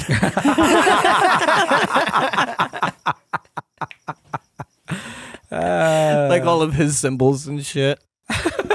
I can imagine him like packing a bowl and being like, thank you, Corex, for the creation of this bowl. Hey, is he wrong or is he the most right person you've met so far? I mean, he's a beacon of faith. Yeah. As you said before, like when Core got high, he was like, you get the feeling that this guy is on it. You're like, fuck yeah, he is. He knows exactly what's going on. The gods will it.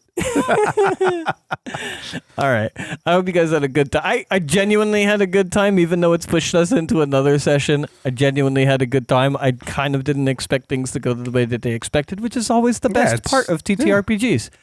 So, and I think I ended with the same amount of fear that we started the session with. Yeah. I mean, I wasn't expecting Bram to be a little fucking rat. Nope, less.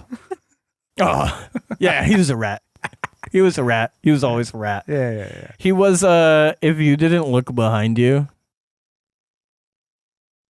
he'd have ratted. Oh, yeah. He'd have ratted and never would have known about it. Oh, yeah. That's why when you were like, can I make a check to see if anybody's looking? And I was like, oh, I mean, I said it. there is someone looking. Yeah, I said it to Cord to be like, I have a suspicion he's going to rat us out. That's why I looked back.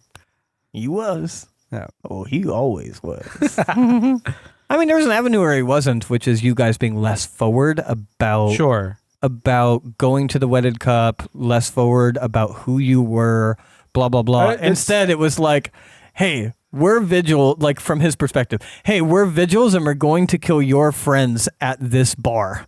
Yeah. He's like, oh, shit, I gotta go tell them. It's part of what stun locked me when I was trying to find a way to word how do I ask about these people without seeming accusatory? Yeah. And like, how do I try to become friendly? Yeah. Like, how do I roll that into asking about these people? And yeah. I fucking, my brain had it for like seconds and I just couldn't put the words together. So, as a kind of misdirect, depending on how the conversation goes, he might have directed you to Ren, and he might have directed you to the marketplace. Sure.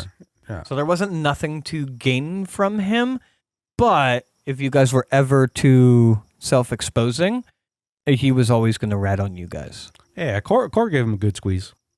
Oh yeah. Fuck it. I'll tell you now. Yeah, he was not coming back to the city. Also, weeks down the line or whatever, a little family of elves would have been found dead in the canals. Oh, God sorted it out.